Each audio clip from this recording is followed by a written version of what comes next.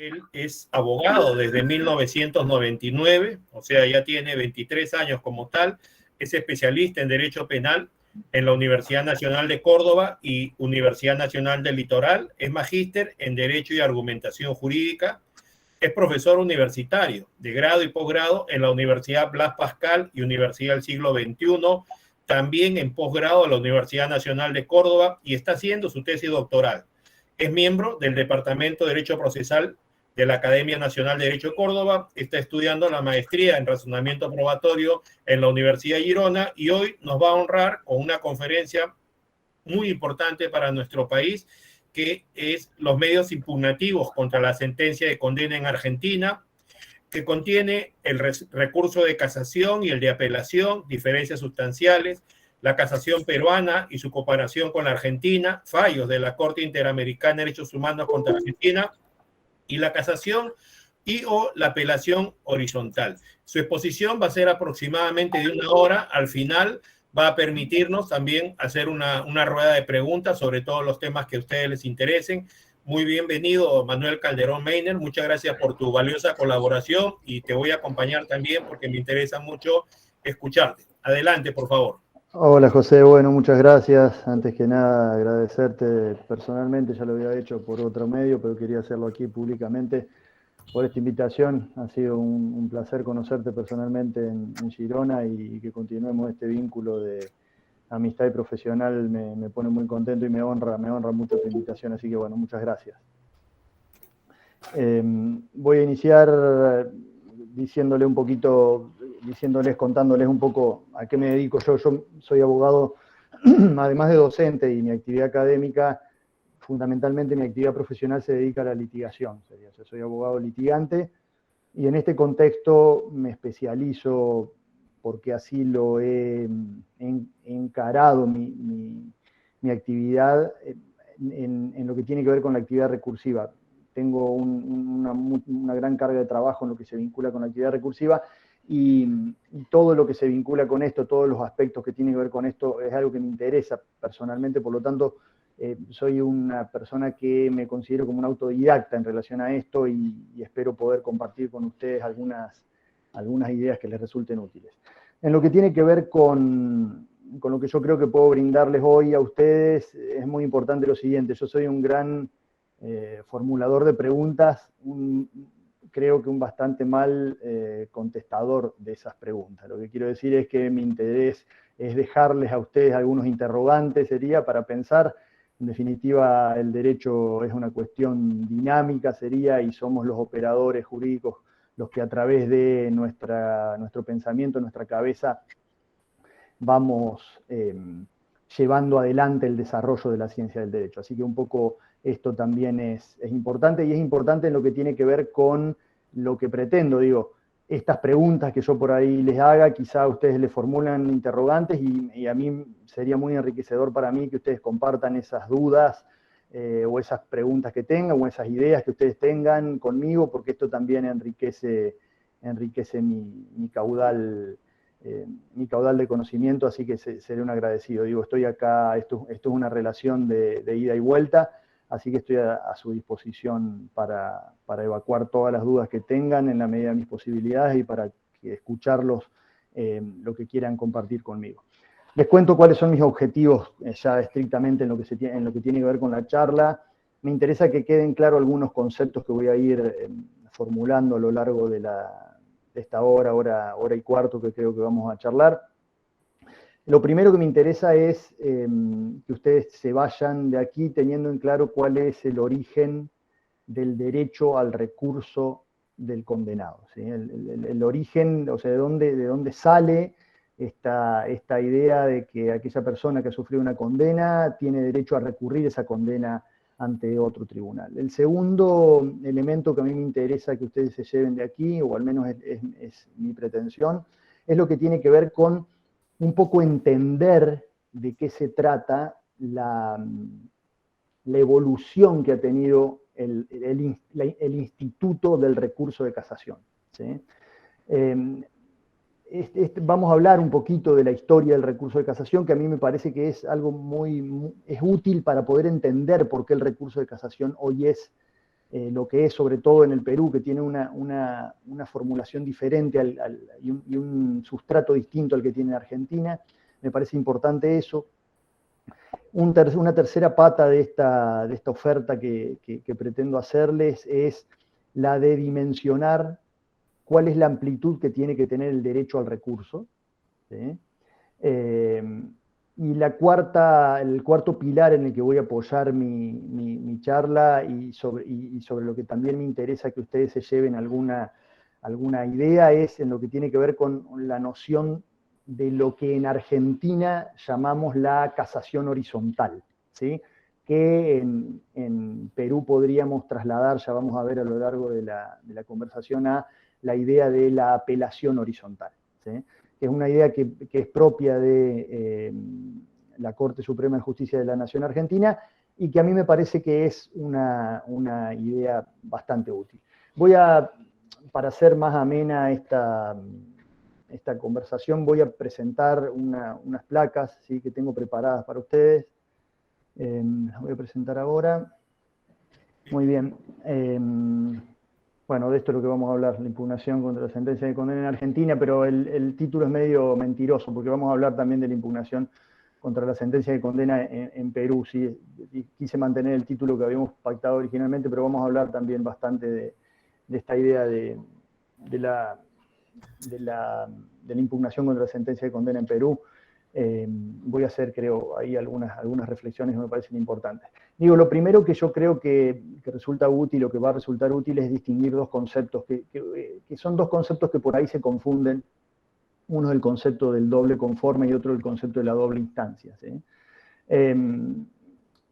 Digo, en relación a Ferrajoli plantea cuando habla, Luigi Ferrajoli en su obra más conocida, que es Derecho y Razón, plantea cuando habla del principio de legalidad y del principio, sobre todo, de jurisdiccionalidad, que es esta idea de juicio previo, ¿sí? Plantea como dos dimensiones del principio, una dimensión estricta, una dimensión amplia, ¿sí? En la dimensión amplia lo que dice respecto de el principio de jurisdiccionalidad, o sea, esta idea del juicio previo, es que antes de aplicar una pena, ¿sí? Se tiene que llevar adelante un juicio. Básicamente esto es lo que dice, y esto es lo que nosotros habitualmente estamos acostumbrados a pensar como la garantía de juicio previo, ¿sí? Ahora bien, esta garantía de juicio previo tiene una formulación un poco más profunda, ¿sí? Que Ferrajoli, de la que Ferrajoli se abreva cuando formula sus ideas, que es esta idea de que no cualquier cosa puede ser considerado juicio, ¿sí? A ver, si nosotros nos juntamos, imagínense que yo estoy aquí estoy en mi casa frente a una ventana.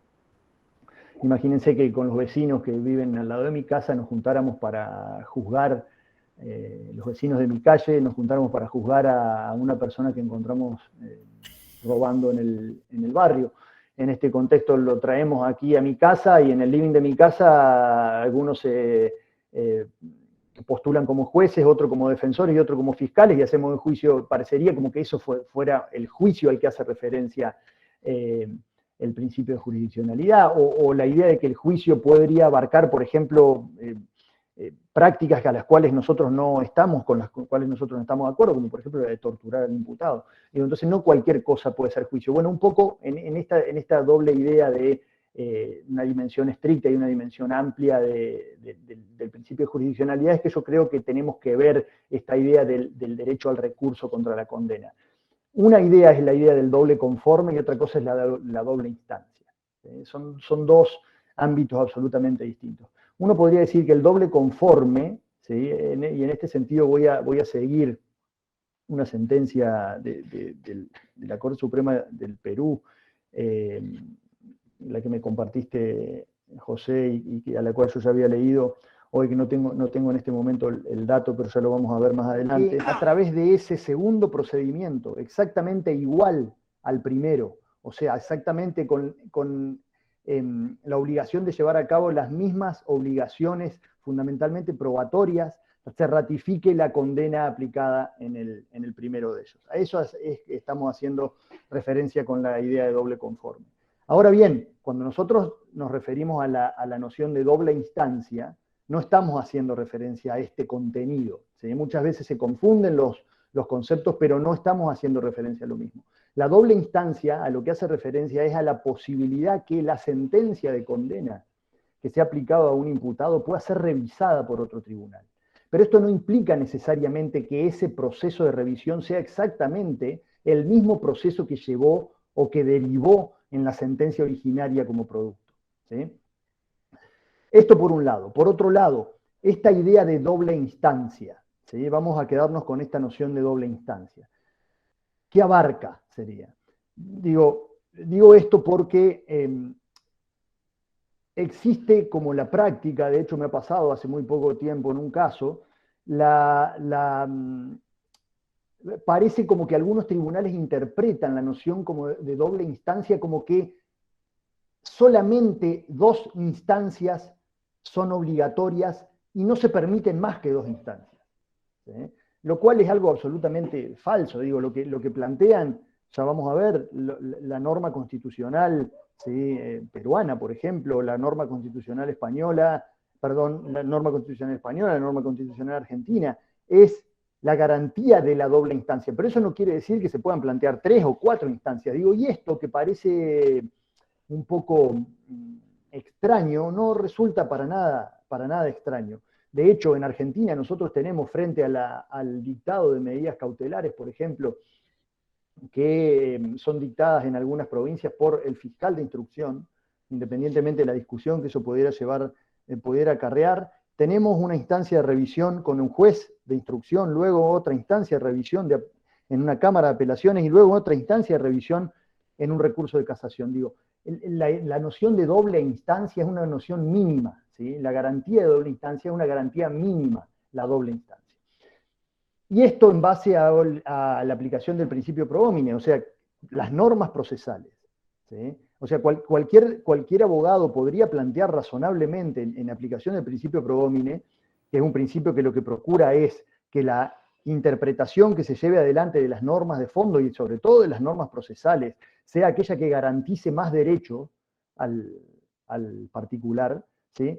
No impide de ninguna manera que esta noción de doble instancia sea una noción de triple instancia, una noción de cuádruple. Una de las primeras nociones que me interesa dejar claro acá, ¿cuál es el origen del derecho al recurso? ¿Sí?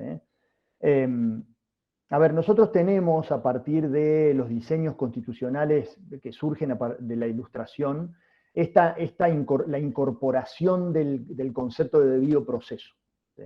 La incorporación del concepto de debido proceso básicamente procura plantear la relevancia, la importancia de la distinción, fundamentalmente, debido a procesos de mayor carácter acusatorio, o sea, garantista, ¿sí? Que son los procesos que incorporan los diseños constitucionales ilustrados y luego los diseños constitucionales modernos, es la distinción, la diferencia de funciones entre acusar y juzgar, básicamente, ¿sí? Ahora bien, es el juez el que luego de la tramitación de un procedimiento probatorio debe llegar a una decisión, pero no fue en la incorporación de estas garantías del debido proceso necesariamente formando parte del bagaje de derechos y garantías la noción del derecho al recurso, ¿sí?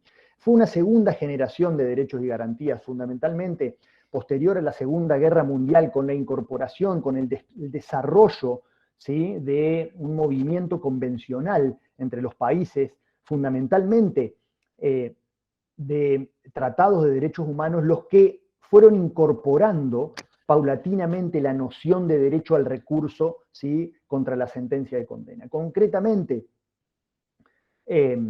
la Convención Americana de Derechos Humanos en su artículo 8 y el Pacto Internacional de Derechos Civiles y Políticos, a los cuales Argentina y Perú han ratificado, ¿sí? Constituyen normativa vigente, ¿sí? para ambos estados, es donde se plantea, ¿sí? Por primera vez con relevancia latinoamericana, por llamarlo de alguna manera, la indispensabilidad del derecho al recurso contra la condena, ¿sí? Y esto es una de las cuestiones que yo quiero dejar en claro y me interesa que se lleven. O sea, la noción del derecho al recurso, o sea, el origen del derecho a la revisión de la sentencia de condena, ¿sí? Fundamentalmente el derecho de revisión de la sentencia de condena, es una incorporación post Segunda Guerra Mundial a partir de tratados de derechos humanos, y son estos dos pactos, la Convención Americana y el Pacto Internacional de Derechos Civiles y Políticos, los que efectivizan, ¿sí? los que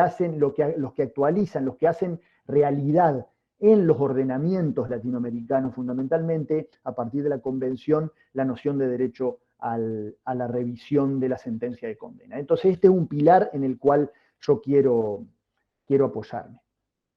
Ahora bien, ¿qué es lo que debe abarcar la impugnación de la sentencia de condena, esta revisión de la sentencia de condena? Bueno, el análisis, digo, hay como distintas posiciones en relación a esto, ¿sí? La posición habitual, ¿sí? Que es la posición derivada del recurso de casación, del recurso de casación histórico incorporado a los ordenamientos procesales latinoamericanos a partir de una herencia de la codificación francesa y mucho de la codificación italiana y de la codificación española, es solamente el análisis jurídico de la resolución, o sea, el análisis de cuestiones de derecho procesal y de derecho de fondo. Ahora bien, ¿qué pasa con los hechos? ¿Qué pasa con las cuestiones vinculadas a los hechos y a la prueba? Bueno, ha sido la Corte Interamericana de Derechos Humanos la que ha ido desarrollando esta noción de revisión amplia, ¿sí? O sea, la necesidad que los recursos, ¿sí? los medios impugnatorios, ya le vamos a ir poniendo nombre propio a esto, los medios impugnatorios abarquen también lo que tiene que ver con la valoración de la prueba, con la revaloración de la prueba o con algunas cuestiones vinculadas a la determinación de los hechos. O sea, no solamente el recurso contra la sentencia de condena debe quedarse en el análisis de la cuestión jurídica, de la discusión jurídica, sino que también debe inmiscuirse, debe ingresar en el análisis de las cuestiones fácticas, ¿sí? Y respecto de esto es que me voy a explayar un poco más en profundidad en un ratito. ¿Cuál es el diseño institucional y procesal en Argentina? Nosotros en Argentina, nuestro Estado es un Estado federal, ¿sí? El Estado federal, esto lo saben todos, pero solamente con el objeto de hilar mi relato, nosotros tenemos básicamente 3 niveles de Estado, aunque yo ahí hice constar 2 niveles de Estado. Nuestro país, Argentina, se formó a partir de mini-estados, ¿sí? Mini-estados en la época que se fueron desarrollando en la época colonial, a los cuales nosotros denominamos provincias, ¿sí? Que no eran otra cosa que verdaderos estados, ¿sí? Que en un determinado momento, decidieron reunirse, ¿sí? Delegar en un estado federal, en un estado que los abarque en otro nivel de estado superior determinadas facultades que esos estados tenían, ¿sí? Y fue de esta manera que a partir de esa delegación de facultades que se fue creando el Estado federal en Argentina. Ahora bien, hay muchas de esas facultades que estas provincias, ¿sí? Que son el germen de nuestro país, se reservaron para sí. ¿Cuáles son algunas de estas facultades? Lo que tiene que ver con la administración de justicia, ¿sí? Entonces, la administración de justicia es un nivel, ¿sí? de poder que las provincias se han reservado para sí. Obviamente, por supuesto, que si le han delegado al Estado federal otros niveles de poder, ¿sí? Por supuesto que también tienen que delegarle necesariamente las facultades para poder estructurar una administración de justicia que procure la garantía, el cumplimiento de las normas que se creen a partir de esa delegación de poder que las provincias hicieron en el Estado federal. Entonces, ¿qué es lo que pasa en nuestro país? Que conviven tres niveles de estados. Los estados municipales, pero que no resultan relevantes en esta discusión, y sí fundamentalmente los estados provinciales y el estado federal. ¿Sí? En este marco es que cada una de las provincias, cada una de las 23 provincias que conforman, mi país, Argentina, tiene una organización de justicia particular. ¿Sí? Y paralelamente tenemos una organización de justicia federal, que conviven, ¿sí? Conviven estas 23 organizaciones de justicia, estas 23 administraciones de justicia con la Administración de Justicia Federal. En definitiva, nosotros tenemos un ámbito de convivencia en cada provincia de dos niveles de administración de justicia, el propio de la provincia y el propio del Estado federal. En este contexto es que en Argentina, hoy, el recurso de casación es el único medio impugnativo contra la sentencia de condena. ¿Sí? Digo, hay una uniformidad, existe una uniformidad en nuestro país, en mi país, relativo a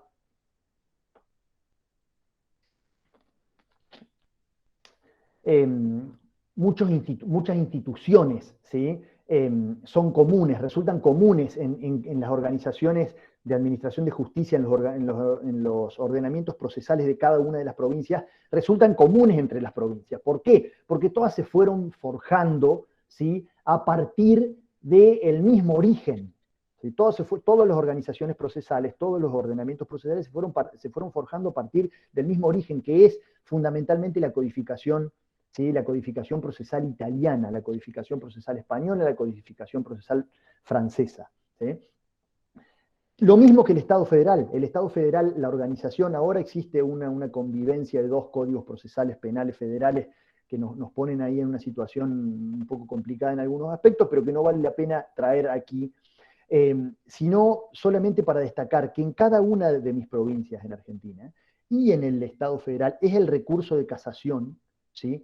En el fuero penal, la instancia, ¿sí? El medio impugnativo contra la sentencia de condena. Entonces, las organizaciones se estructuran de la siguiente manera. Tenemos un juez, en general dividimos el proceso penal en una etapa de investigación y en una etapa de juicio, ¿sí? En una etapa de investigación y en una etapa de juicio, y en lo que tiene que ver con la etapa de juicio es de única instancia, el juicio es de única instancia, ¿sí? El juicio se lleva adelante y contra la sentencia de los tribunales de juicio solamente nosotros tenemos en Argentina el recurso de casación. El recurso de apelación para nosotros en Argentina es un recurso intermedio, ¿sí? Que se utiliza como un recurso ordinario de amplio espectro, ¿sí? Como los medicamentos de amplio espectro, como los antibióticos de amplio espectro, bueno, que abarcan muchas posibilidades.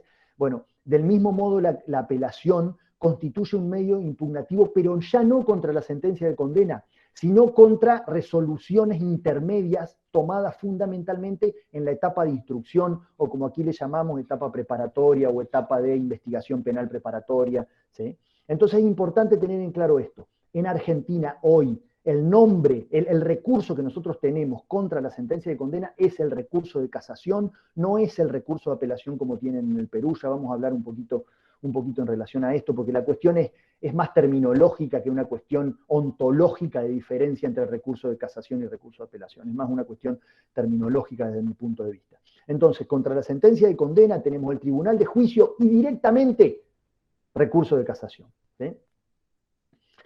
Bien, vamos a ver un poquito de qué se trata esta idea del recurso de casación, un poquito cuál es la estructura que tiene el recurso de casación, porque me parece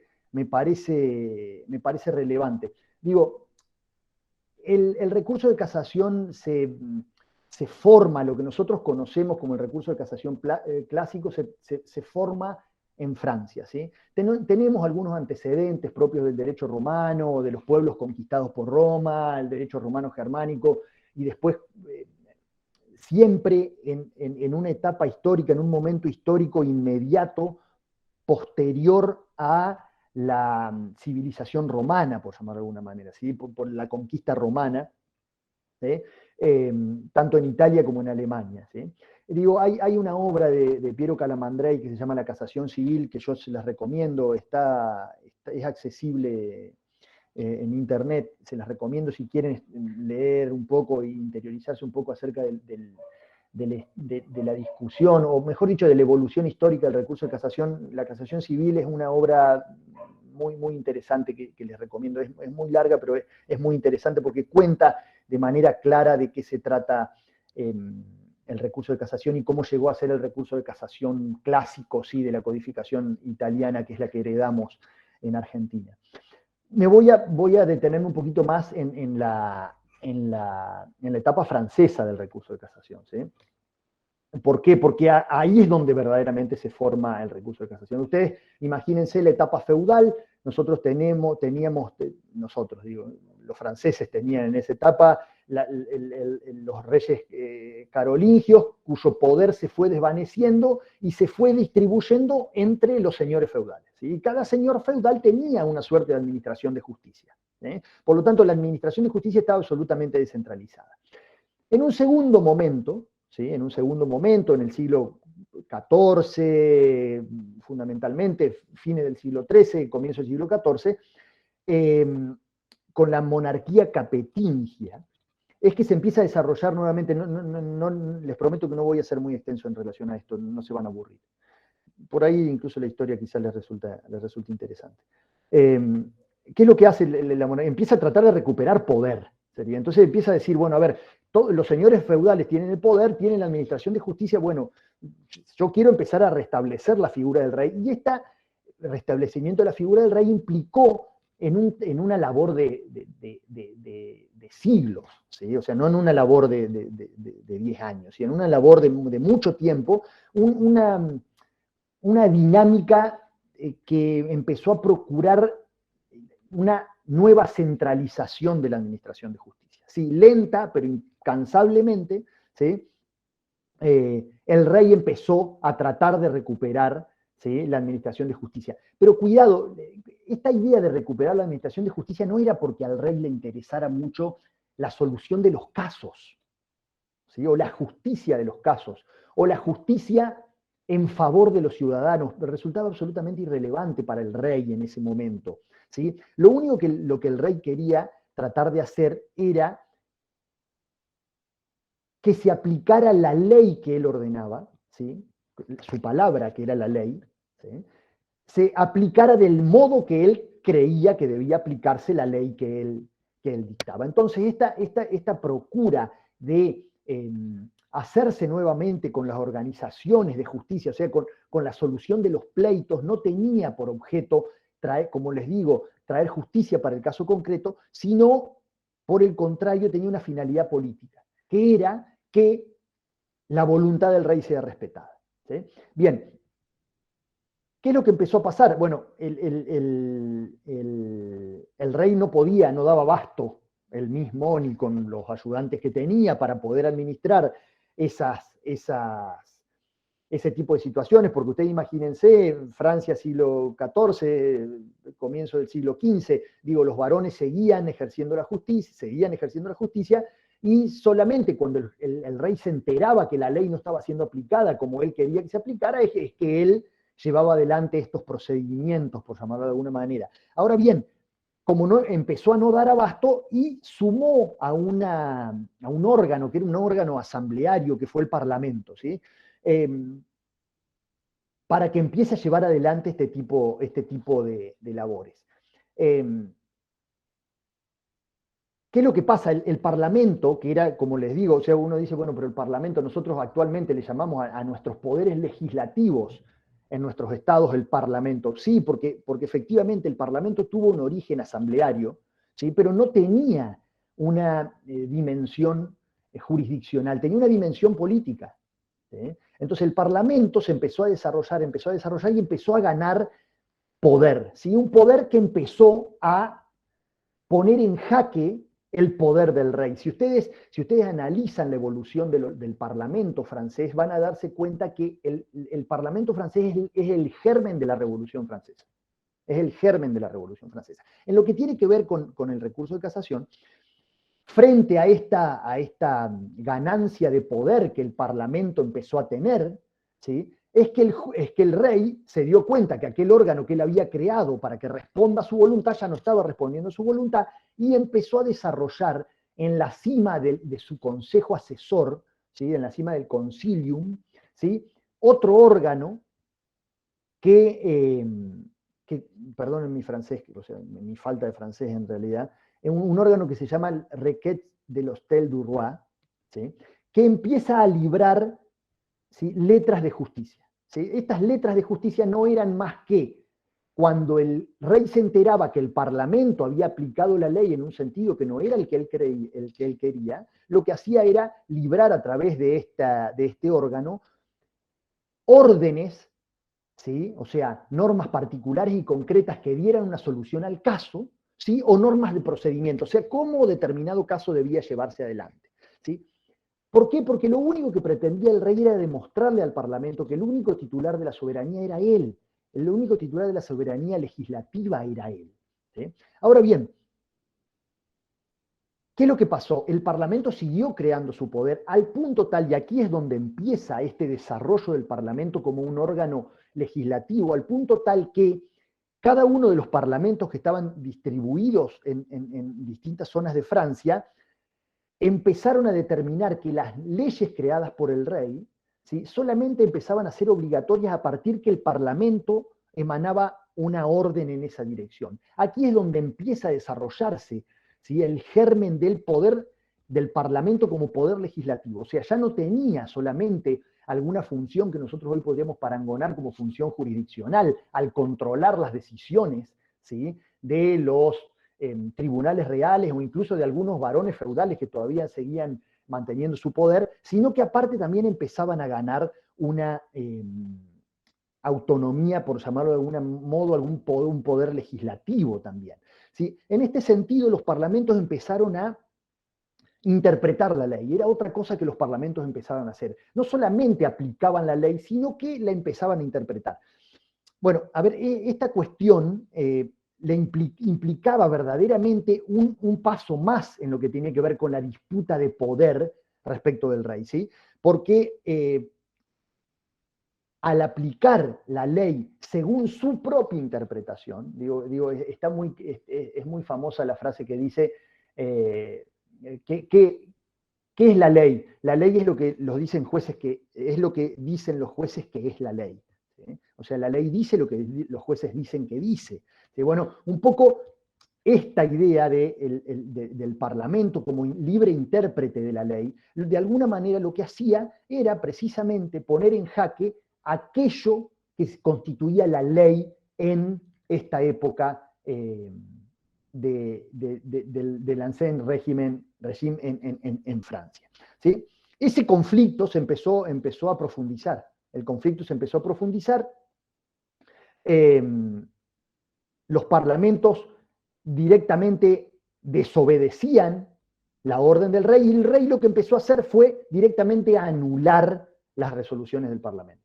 Por un lado, a partir de este órgano que les refería recién, el Requête de l'Hôtel du Roi, pero después, ¿sí? A partir del desarrollo de otro órgano, que es el Consejo, ¿sí? El Conseil de Partis, que empezó a llevar adelante, ¿sí? Este tipo de labores. Es importante tener claro que tanto todos los órganos, estos órganos regios, no tenían, reitero esta idea, no tenían como intención la protección de la justicia del caso, ni procuraban tampoco la protección del interés particular. De hecho, ni siquiera funcionaban a partir de planteos que realizaban los particulares. Como reitero, el rey se enteraba y tomaba participación en el caso, ¿sí? Autónomamente. ¿Qué es lo que pasa? Francia era tan grande que el rey no se podía enterar de todo lo que pasaba en el reino, en lo que tenía que ver con la aplicación de la ley, y entonces que empezó a permitirse la denuncia de los particulares como forma de poner en conocimiento del rey de la violación de la ley regia. ¿Sí? Entonces es que se crea por primera vez lo que se llama la demanda de casación, ¿sí? La demanda en casación, que era resuelta por este Consejo de Partis. ¿Qué era la demanda de casación? No era otra cosa más que el pedido que un particular le hacía al rey, pero no en beneficio propio.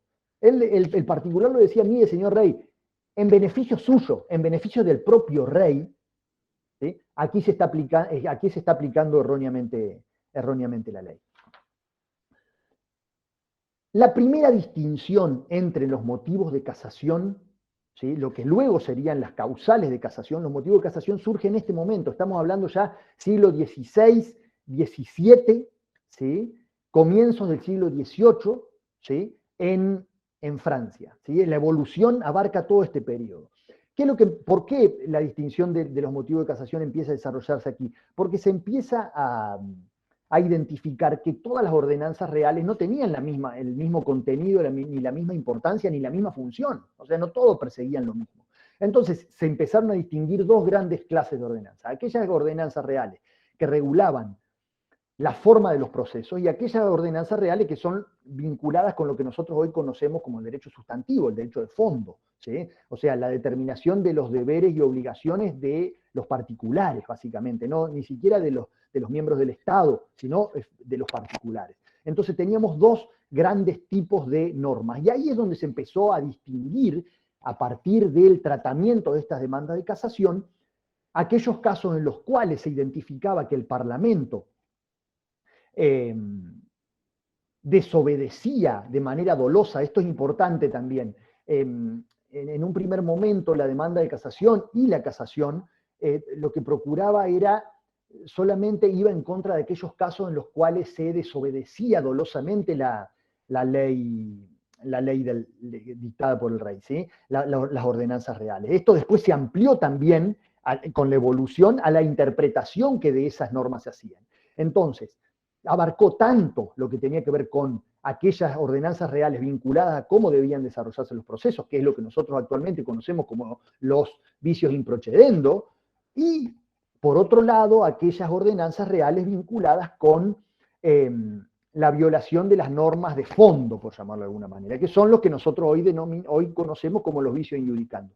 Ahora bien, estos vicios in procedendo, claramente de contenido jurídico, pero nosotros sabemos que los vicios in iudicando abarcan no solamente un contenido jurídico, sino también un contenido fáctico, ¿sí? Nosotros podemos encontrar vicios in iudicando y facti, ¿sí? Ahora bien, esto ocurría, el rey se introducía en lo que tenía que ver con la discusión de los hechos, ¿sí? Cuando se le formulaban planteos de demanda en casación. No, ¿por qué? Porque precisamente no era el rey el que procuraba aquí la justicia del caso concreto. Entonces los hechos le resultaban irrelevantes al rey. Entonces solamente lo único que el órgano procuraba era el respeto de las ordenanzas reales. ¿Qué es lo que pasa? Viene la Revolución Francesa, ¿sí? Entonces la Revolución Francesa, claramente con la división de poderes, poder ejecutivo, poder legislativo y poder judicial, empezó a tratar de diseñar, ¿sí?, un órgano que empezara a ocupar funciones jurisdiccionales distintas de las funciones políticas. Las funciones políticas nosotros hoy las tenemos identificadas claramente vinculadas con el poder ejecutivo y con el poder legislativo, no con el poder judicial. Bueno, entonces este consejo que llevaba adelante el tratamiento de las demandas de casación, ¿sí?, empezó a distinguirse, ¿sí?, y empezó a abarcar algunas facultades legislativas vinculadas con la interpretación de la norma. O sea, se consideraba que la facultad legislativa se derivaba de la interpretación de la norma, y al mismo tiempo facultades jurisdiccionales, por llamarlo de alguna manera. Facultades jurisdiccionales. Y aquí es donde se deja de lado el Consejo y se crea el Tribunal de Casación, ¿sí?, que era un tribunal, ¿sí?, que seguía teniendo preponderantemente funciones políticas, aunque la Revolución Francesa hubiera empezado con una apertura en este sentido. Ahora bien, ¿qué es lo que pasa? Viene la codificación napoleónica, ¿sí? La codificación napoleónica, básicamente de 1800 y años posteriores, lo que hace es separar acabadamente las incumbencias del Poder Legislativo y del Poder Judicial. Ahí sí dice, mire señor, el Poder Legislativo una cosa, el Poder Judicial y los parlamentos, ¿sí? La vieja institución del Parlamento se termina transformando en el poder legislativo, ¿sí? Que había venido siendo desarrollado a partir de la Revolución Francesa. Entonces, ¿qué es lo que vino a hacer el Tribunal de Casación? Siguió con su existencia y como les decía hace unos momentos, no solamente empezó a participar de lo que tenía que ver con la intromisión en aquellas decisiones, ¿sí? De los tribunales reales vinculadas con la desobediencia dolosa a la ley, sino también la interpretación falsa. Y es en el año 1837 donde se le da al Tribunal de Casación, al Tribunal de Casación en Francia, una eficacia interpretativa central, ¿sí? en la organización jurisdiccional francesa. Entonces, ¿cuáles son las conclusiones de esta pequeña reseña histórica que les he hecho? Primero, el recurso de casación, ¿sí? El recurso de casación tuvo una finalidad política extraprocesal. No fue creado, esto es lo segundo que me interesa que quede claro en esta charla, no fue creado para proteger el interés individual de los ciudadanos. No interesaba eso. ¿Sí? La ubicación institucional del Consejo y del Tribunal de Casación era el rey, ¿sí? Obedecía a la voluntad del rey y del Poder Legislativo, órganos políticos, ¿sí? No órganos jurisdiccionales, originalmente. ¿Sí? Y también por razones jurídico-prácticas, el sistema de enjuiciamiento penal francés, derivado de la Revolución Francesa, empezó a adquirir los caracteres de oralidad, publicidad, inmediación y la incorporación del juicio por jurado, de modo tal que resultaba muy difícil, ¿sí? Que en una segunda instancia la prueba que se había producido en el juicio pudiera replicarse. Entonces estas son las razones por las cuales históricamente el recurso de casación terminó siendo construido como un recurso contra la sentencia, pero un recurso de neto contenido jurídico, ¿sí? Procurando la corrección jurídica de la sentencia, no la corrección fáctica.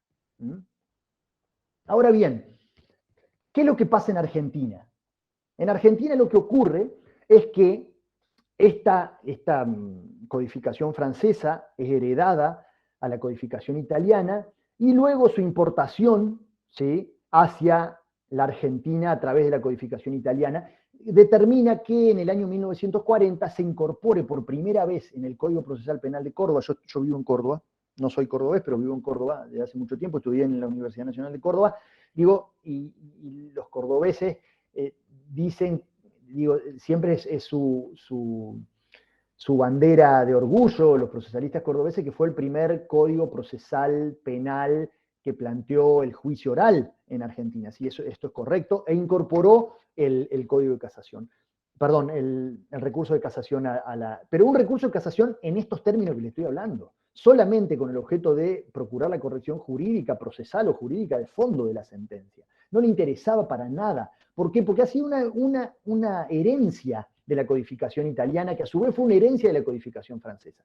Este mismo diseño fue luego heredado por el Código Procesal Penal de la Nación Argentina en el año 1992. Se incorporó la misma casación. Ahora bien, ¿qué es lo que pasó? Empezó una evolución jurisprudencial en Argentina, donde, aquí hay una frase muy, muy común en Argentina, cuando los abogados queremos tratar de introducir al proceso algo por un lugar que no es el lugar apropiado, decimos que estamos tratando de meter por la ventana lo que no entra por la puerta. ¿Sí? ¿Qué es lo que empezó a desarrollarse? Se empezó a desarrollar una suerte de evolución jurisprudencial donde los jueces de casación, ¿sí? En el caso de la provincia de Córdoba, el Tribunal Superior de Justicia, luego en el caso de la organización federal, con la creación de un tribunal de casación intermedio, previo, anterior a la Corte Suprema de Justicia, ¿sí? Esta es una de las diferencias que tiene el recurso de casación en Argentina respecto al recurso de casación peruano, que el recurso de casación en Perú lo trata el Tribunal Superior, la Corte Suprema de Justicia del Perú, mientras que aquí nosotros tenemos en la organización federal un tribunal intermedio que es la Cámara de Casación Penal, ¿sí? La Cámara Federal de Casación Penal, y en las provincias sí es el máximo órgano provincial, que en general se llaman Tribunales Superiores de Justicia Provinciales, los que tratan el recurso de casación, ¿sí? Entonces la evolución de la jurisprudencia lo que empezó a mostrar fue que había muchos casos en los cuales la valoración de la prueba daba lugar a serias injusticias, ¿sí? Entonces, ¿qué es lo que se empezó a hacer? Se empezó a procurar, a través de una norma procesal que regulaba la nulidad de las sentencias por defectos de fundamentación o por inobservancia de las reglas de la sana crítica racional al momento de valorar la prueba, esta norma que plantea la nulidad de la sentencia por defecto de fundamentación o por inobservancia de las reglas de la sana crítica racional, es una norma común a todos los ordenamientos procesales en Argentina. En la provincia de Córdoba, en la provincia de Buenos Aires, en la provincia de Santa Fe, en la provincia de Santiago del Estero, en la provincia del Chaco, todos tienen esta norma y el Código Procesal Penal Federal también la tiene. Sí, es una norma procesal, entonces el intento del recurrente era un intento válido, entre comillas, en el sentido que procuraba meterse al análisis de la prueba y de los hechos a través de esta, alegando una violación a la norma procesal. ¿Cuál era la violación a la norma procesal? Esta norma que determinaba la nulidad de la sentencia si la sentencia tenía estos defectos.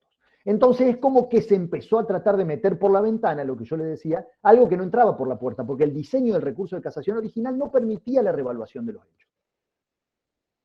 ¿Qué es lo que pasa en la evolución del recurso de casación en Argentina? En 1994 se reforma la Constitución argentina y se incorpora de manera expresa, con jerarquía constitucional, los tratados de derechos humanos. Específicamente, la Convención Americana de Derechos Humanos, que ya había sido ratificada por Argentina en los años 80. ¿Sí? En los años 80 se había sido ratificada por Argentina, en los años 70, perdón, y el Pacto Internacional de Derechos Civiles y Políticos. Pero parecía como que de alguna manera resultaba letra muerta. ¿Sí? Era un pacto internacional al que Argentina había adherido, pero no tenía injerencia en la práctica jurisdiccional, ¿sí? En lo que tiene que ver, me refiero a las garantías judiciales, ¿sí? No tenía injerencia en la práctica jurisdiccional diaria en Argentina, ¿sí? Entonces, con la reforma del 94 y la incorporación expresa de estos tratados al texto constitucional, reconociéndole jerarquía constitucional, hizo que los tribunales, sobre todo la Corte Suprema de Justicia de la Nación, se empezara a tomar un poco más en serio la cuestión de las garantías judiciales planteadas en los tratados. Y como dijimos antes, el artículo 8 de la Convención y el artículo 14 del Pacto, lo que planteaban era esta idea del recurso frente a la sentencia de condena, ¿sí? Ahora bien, ¿qué es lo que empezó a pasar? La Comisión y la Corte Interamericana de Derechos Humanos empezaron a diseñar, empezaron a darle magnitud, ¿sí? al recurso, a este recurso al que hacía referencia la Convención, y empezó a desarrollar jurisprudencialmente la idea de que este recurso tenía que ser un recurso amplio. ¿Sí? Un recurso amplio. Aquí es donde se incorpora la noción de amplitud. A ver, ¿qué amplitud tiene que tener el recurso contra la condena? Porque uno podría decir, bueno, mire, el recurso de casación clásico, no es un recurso contra la condena. Uno puede perfectamente recurrir la condena. Ahora bien, con algunas limitaciones. Solamente puede recurrir la condena respecto de cuestiones jurídicas, ya sea de procedimiento o cuestiones jurídicas de fondo, no respecto de los hechos. Y alguien podría decir un poco esto que hacíamos referencia más temprano, respecto de la interpretación que hacía Ferrajoli del principio de jurisdiccionalidad. Por nosotros podemos darle una interpretación estricta y decir, bueno, se respeta el principio se respeta la garantía, se respeta el derecho al recurso contra la sentencia con el recurso de casación clásico, porque existe un recurso contra la sentencia de condena. Ahora bien, si nosotros nos tomamos en serio o buceamos un poco más profundamente en la amplitud de ese recurso, nos vamos a dar cuenta que es un recurso que se queda corto, porque todo lo que tiene que ver con los hechos no ingresaba. Entonces, lo que empieza a hacer la Comisión y la Corte es empezar a decir, mire señores, se lo empieza a decir a toda América, mire señores, no alcanza con no cualquier cosa es un recurso. No cualquier cosa es un debido proceso, retomando la comparación que hacía con Ferrajoli. No cualquier cosa es un debido proceso, no cualquier cosa es un recurso contra la sentencia. El recurso contra la sentencia tiene que ser un recurso amplio. ¿Eh? Y este recurso amplio tiene que abarcar la reevaluación de la prueba y la determinación de los hechos. Esto es lo que empieza a decir la Corte Interamericana y la Comisión. ¿Qué es lo que pasa? Se empiezan a llegar a la Comisión, como paso previo para la Corte, casos resueltos en Argentina. ¿Sí? Así es como llegó un primer caso, Maqueda, en el año 1989. Entre paréntesis, ustedes ven el año en el que se resolvió la sentencia en la organización interna argentina, y fuera del paréntesis, cuando la resuelve la comisión o la corte. ¿Sí? Entonces, Maqueda versus Argentina es un caso de 1989, la sentencia es de 1989 en Argentina, pero recién es analizado en el año 95. Este es un caso que no llegó a la corte, ¿sí? Sino que terminó en la comisión. En la comisión, ¿qué es lo que dijo en relación? Este era un caso respecto en Argentina en el año, en fines de los años 80 hubo una serie de intentos de golpes de Estado, ¿sí? Uno de ellos se desarrolló en un regimiento, La Tablada. Este señor Maqueda pertenecía a una organización política que tuvo participación en este intento de sublevación, ¿sí? Armada, pero por lo que dice la sentencia, solamente formaba parte de la agrupación, no tomó las armas en esa oportunidad. No obstante eso, a esta persona la condenaron, ¿sí? le aplicaron una pena de 10 años de prisión, y frente a esa condena, esta persona interpuso recurso de casación, ¿sí? Y luego interpuso el recurso de casación con esta limitación. Fue declarado inadmisible el recurso de casación. ¿Por qué? Porque es precisamente el problema que tiene el recurso de casación clásico. Cuando nosotros nos desviamos de la cuestión jurídica, si somos bien estrictos, y empezamos a confundir la cuestión jurídica con la cuestión fáctica, en general los recursos de casación eran rechazados por inadmisibles, ¿sí? Eran declarados inadmisibles. Luego se fue a la Corte Suprema de Justicia de la Nación, que tiene un ámbito a través del recurso extraordinario federal, ¿sí? Que es un recurso que ha sido diseñado básicamente para el cuestionamiento constitucional, ¿sí? De leyes nacionales, leyes provinciales o actos estatales respecto de los cuales se cuestione su constitucionalidad, básicamente. Bueno, por lo tanto, tiene una barrera de ingreso, mejor dicho, una amplitud de ingreso muy pequeña, ¿sí? De modo tal que Maqueda vio frustrado su derecho a un recurso amplio. ¿Sí? En Abela contra Argentina pasa exactamente lo mismo. Hay un caso central para la evolución de nuestra jurisprudencia, que es el caso Mohamed versus Argentina. En Mohamed era un señor que conducía un colectivo, un bus, ¿sí? Era chofer de bus. Tiene un accidente donde pierde la vida un peatón, ¿sí? Mohamed en el juicio es absuelto, ¿sí? Contra esa absolución el fiscal recurre en casación y a Mohamed se lo condena en casación. En sede de casación se revierte la sentencia absolutoria y se lo condena. ¿Sí? Frente a esa decisión, el único recurso que le quedaba a Mohamed era, ya recordemos que en el año 94 todavía teníamos una casación muy estricta en Argentina, ¿sí? O sea, no era una casación amplia. Ya ni siquiera tenía recurso de casación. Lo único que tenía posibilidad Mohamed era ir a la Corte Suprema de Justicia de la Nación a través del recurso extraordinario, que, como les digo, tiene una amplitud de ingreso muy pequeña, solamente para cuestiones constitucionales. Por supuesto, fue declarado inadmisible el recurso extraordinario y Mohamed se fue a la comisión primero y luego a la Corte Interamericana. se derivó el caso de la Corte Interamericana. Fíjense cómo el caso Mohamed es del año 94 y la decisión de la Corte es del año 2012. ¿Sí? ¿Qué es lo que dice la Corte Interamericana en el año 2012 respecto a Mohamed? Mire, señor, mire, Estado argentino, usted tiene que garantizar un recurso amplio. El recurso extraordinario no cumple con no cumple con las exigencias de la Convención Americana. No es un recurso amplio. Entonces usted tiene que desarrollar un recurso amplio contra la condena. Y quiero decirle, dice la Corte también, la Corte Interamericana, que el recurso de casación, tal como ustedes lo tienen diseñado, tampoco cumple con estos requisitos porque solamente persigue la corrección jurídica de la sentencia. ¿Sí?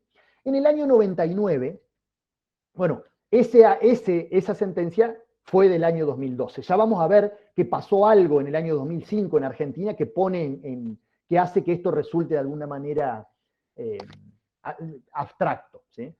En Mendoza versus Argentina, un caso de 1999, decidido en el año 2013, se amplía esta idea que la noción de recurso amplio es un caso donde unos menores de edad, ¿sí? Los imputados son menores de edad. Lo que plantea Mendoza versus Argentina, la decisión de la Corte es que esta idea del recurso amplio contra la sentencia, ¿sí? También abarca, por supuesto, a menores de edad. ¿Sí? Luego viene un caso de 1996, pero resuelto en el año 2019, Gorigoitía versus Argentina, que vuelve a decir lo mismo. ¿Sí? Gorigoitía eran unos policías, ¿sí? Que fueron absueltos en primera instancia y luego fueron condenados de la misma manera, ¿sí? que Mohamed. Y lo que dice el fallo de la Corte Interamericana en Gorigoitía es que la defensa de Argentina ante la Corte fue, mire señor, en el año 2005 se resolvió una modificación. La Corte Suprema de Justicia de la Nación se introdujo a discutir la amplitud del recurso de casación y lo amplió. Hizo que el recurso de casación, que originalmente tiene un diseño legislativo, un diseño legal estricto solamente para cuestiones jurídicas, jurisprudencialmente se amplió también a cuestiones vinculadas a la revaloración de la prueba. Lo que dice Gorigoitía, lo que dice la Corte en Gorigoitía es, mire señor, no importa, incluso concediendo que esto fuera cierto, que el fallo ese cambiara jurisprudencialmente el modo de interpretar el recurso de casación, usted a eso lo tiene que hacer constar en la ley procesal. Gorigoitía era un mendocino, ¿sí? Por lo tanto, lo que ordenó la Corte Interamericana fue a la provincia de Mendoza que incorpore en su ordenamiento procesal una norma que regule específicamente el recurso amplio contra la sentencia de condena, a lo cual Mendoza se vio obligado a hacer. Lo mismo ocurrió en el caso del Valle Ambrosio, que es un caso del año 1997, que fue resuelto por la Corte en el año 2020, ¿sí? El año pasado. Es un caso de Córdoba, ¿sí? Donde ocurre exactamente lo mismo.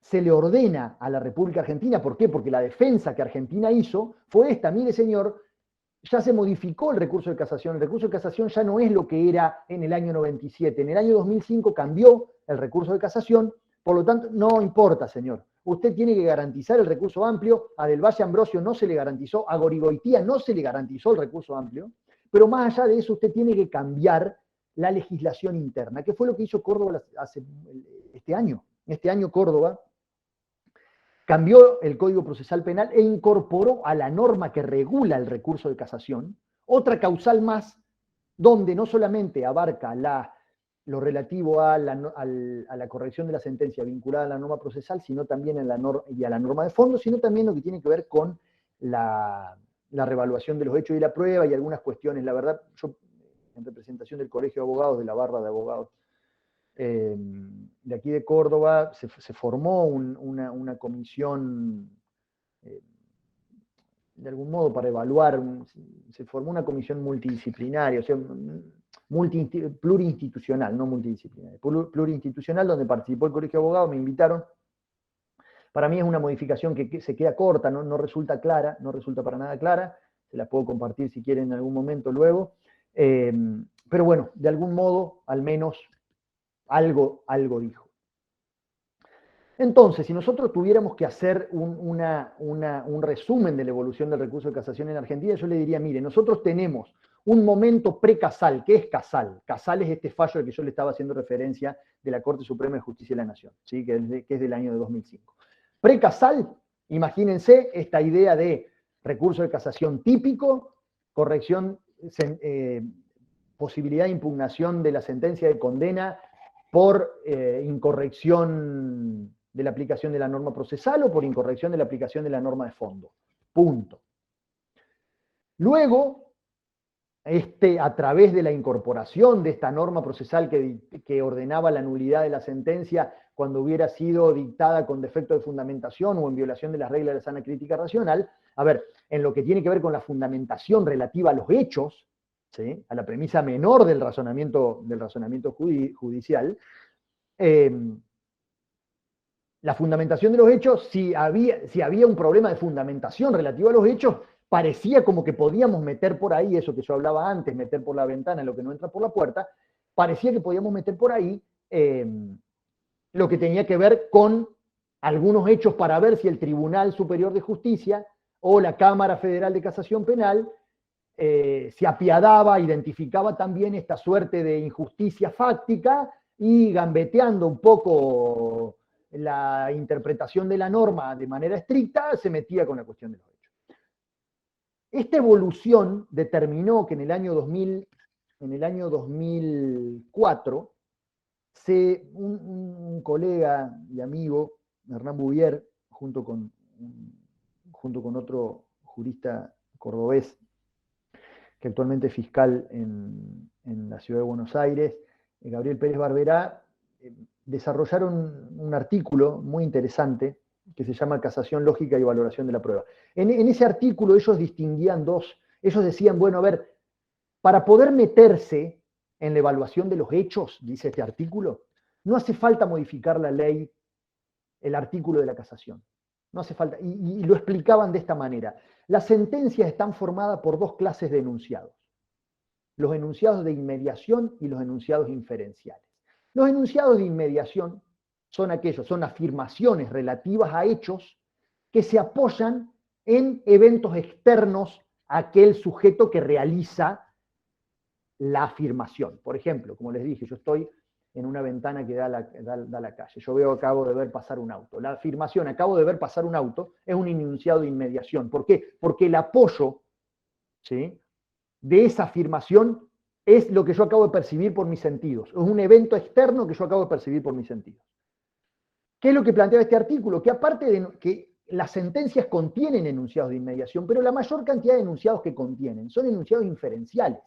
¿Qué son los enunciados inferenciales? Los enunciados inferenciales son afirmaciones también relativas a hechos, ¿sí?, pero donde el apoyo de esas afirmaciones no está en cuestiones vinculadas a eventos externos en el sentido de que esos eventos son traídos a la sentencia a partir de la percepción que el juez hace, sino que son referencias a hechos que se apoyan en inferencias argumentales, ¿sí? O sea, son afirmaciones relativas a hechos, que podríamos llamar conclusiones, que se apoyan en otras afirmaciones relativas a hechos, que podemos llamar premisas, ¿sí? Y el vínculo entre esas premisas y esa conclusión, que son todas premisas vinculadas con hechos y premisas y conclusiones vinculadas con hechos, uno puede ingresar al análisis de la corrección de esa labor inferencial sin meterse con la inmediación, no hace falta. Y esto implica, ¿sí?, esto podría introducirse jurídicamente a través de una causal, a través de un motivo jurídico, ¿sí? ¿Cuál es el de problemas de fundamentación, básicamente? Problemas de fundamentación, nosotros podríamos introducirnos a través a los hechos, ¿sí?, al análisis de los hechos, a ver si la conclusión Juan mató a Pedro está suficientemente apoyada en las premisas en las que el razonamiento contenido en la sentencia determina, ¿sí?, que es una forma lo que planteaban Hernán y Gabriel, es una forma de introducirse en el análisis de los hechos sin tener que modificar la ley. ¿Qué es lo que pasa? En el 2005, la Corte Suprema de Justicia de la Nación resuelve este fallo Casal Matías Eugenio. Un robo simple. ¿Qué es lo que dice aquí este señor Matías Eugenio Casal? Se hizo famoso por esto, por este caso. ¿Qué es lo que dice Casal, la Corte? Mire, señor, hace toda una recapitulación respecto de cuál es el concepto de recurso contra la sentencia que plantean los tratados internacionales. ¿Sí? Se introduce en eso y dice, mire, no alcanza con el análisis de la corrección jurídica, sino también hay que meterse con las cuestiones de hecho, y dice, mire, a partir de ahora la casación tiene que abarcar también la cuestión de hecho. Y se hace propia una teoría alemana, que es una teoría que traducida sería la teoría de la máxima capacidad de revisión. ¿Sí? Esta teoría de la máxima capacidad de revisión, que tiene un nombre alemán que no es impronunciable, porque son puras consonantes, lo que dice es, mire señor, el juez de casación tiene que revisar todo lo que pueda. Por eso es la máxima capacidad de revisión. El derecho y los hechos. La única limitación que tiene es lo que tiene que ver con la inmediación. ¿Qué es lo que decía Hernán y Gabriel en su artículo? Miren, lo que tiene que ver con los enunciados de inmediación, los enunciados que se apoyan en hechos percibidos a través de los sentidos, no puede ser analizado. ¿Por qué? Porque el juez no está ocupando la misma posición epistémica que el juez de juicio, el juez de sentencia no está ocupando la misma posición epistémica que el juez de casación. Por lo tanto, el juez de casación que no estuvo ahí, no puede valorar o revalorar lo que tiene que ver con los enunciados de inmediación. Entonces, la única limitación que tiene para Casal, y a partir de la doctrina que surge de ahí, el recurso de casación es lo que se apoya en la inmediación. La discusión respecto de la inmediación es una discusión casi vana a partir de la posibilidad, primero por cuestiones epistémicas, podríamos llamar de alguna manera, en el sentido de si resulta verdaderamente hay mucho desarrollo que hemos estado estudiando últimamente con José, con Johnny también, amigos, ahí en Girona, respecto de que existe como una sobreestimación respecto de la inmediación. ¿Sí? Es como que la inmediación está sobreestimada, ¿sí? Está sobrevaluada. Son una discusión que no vale la pena tener aquí. Pero también hay una cuestión práctica, digo, todos los juicios se filman ya. Están contenidos en videofilmaciones, por lo tanto esta idea de la inmediación es como que se va diluyendo, o sea, ya no hay hoy casi sustento para decir que aquellos enunciados de inmediación deben ser excluidos. Entonces, Casal lo que viene a decir, bueno, mire señor, el recurso de casación en Argentina tiene que ser un recurso amplio. ¿Cuáles son las diferencias entre el recurso de casación y el recurso de apelación? Y bueno, mire, yo les planteo esto. ¿Las diferencias son ontológicas o son meramente terminológicas?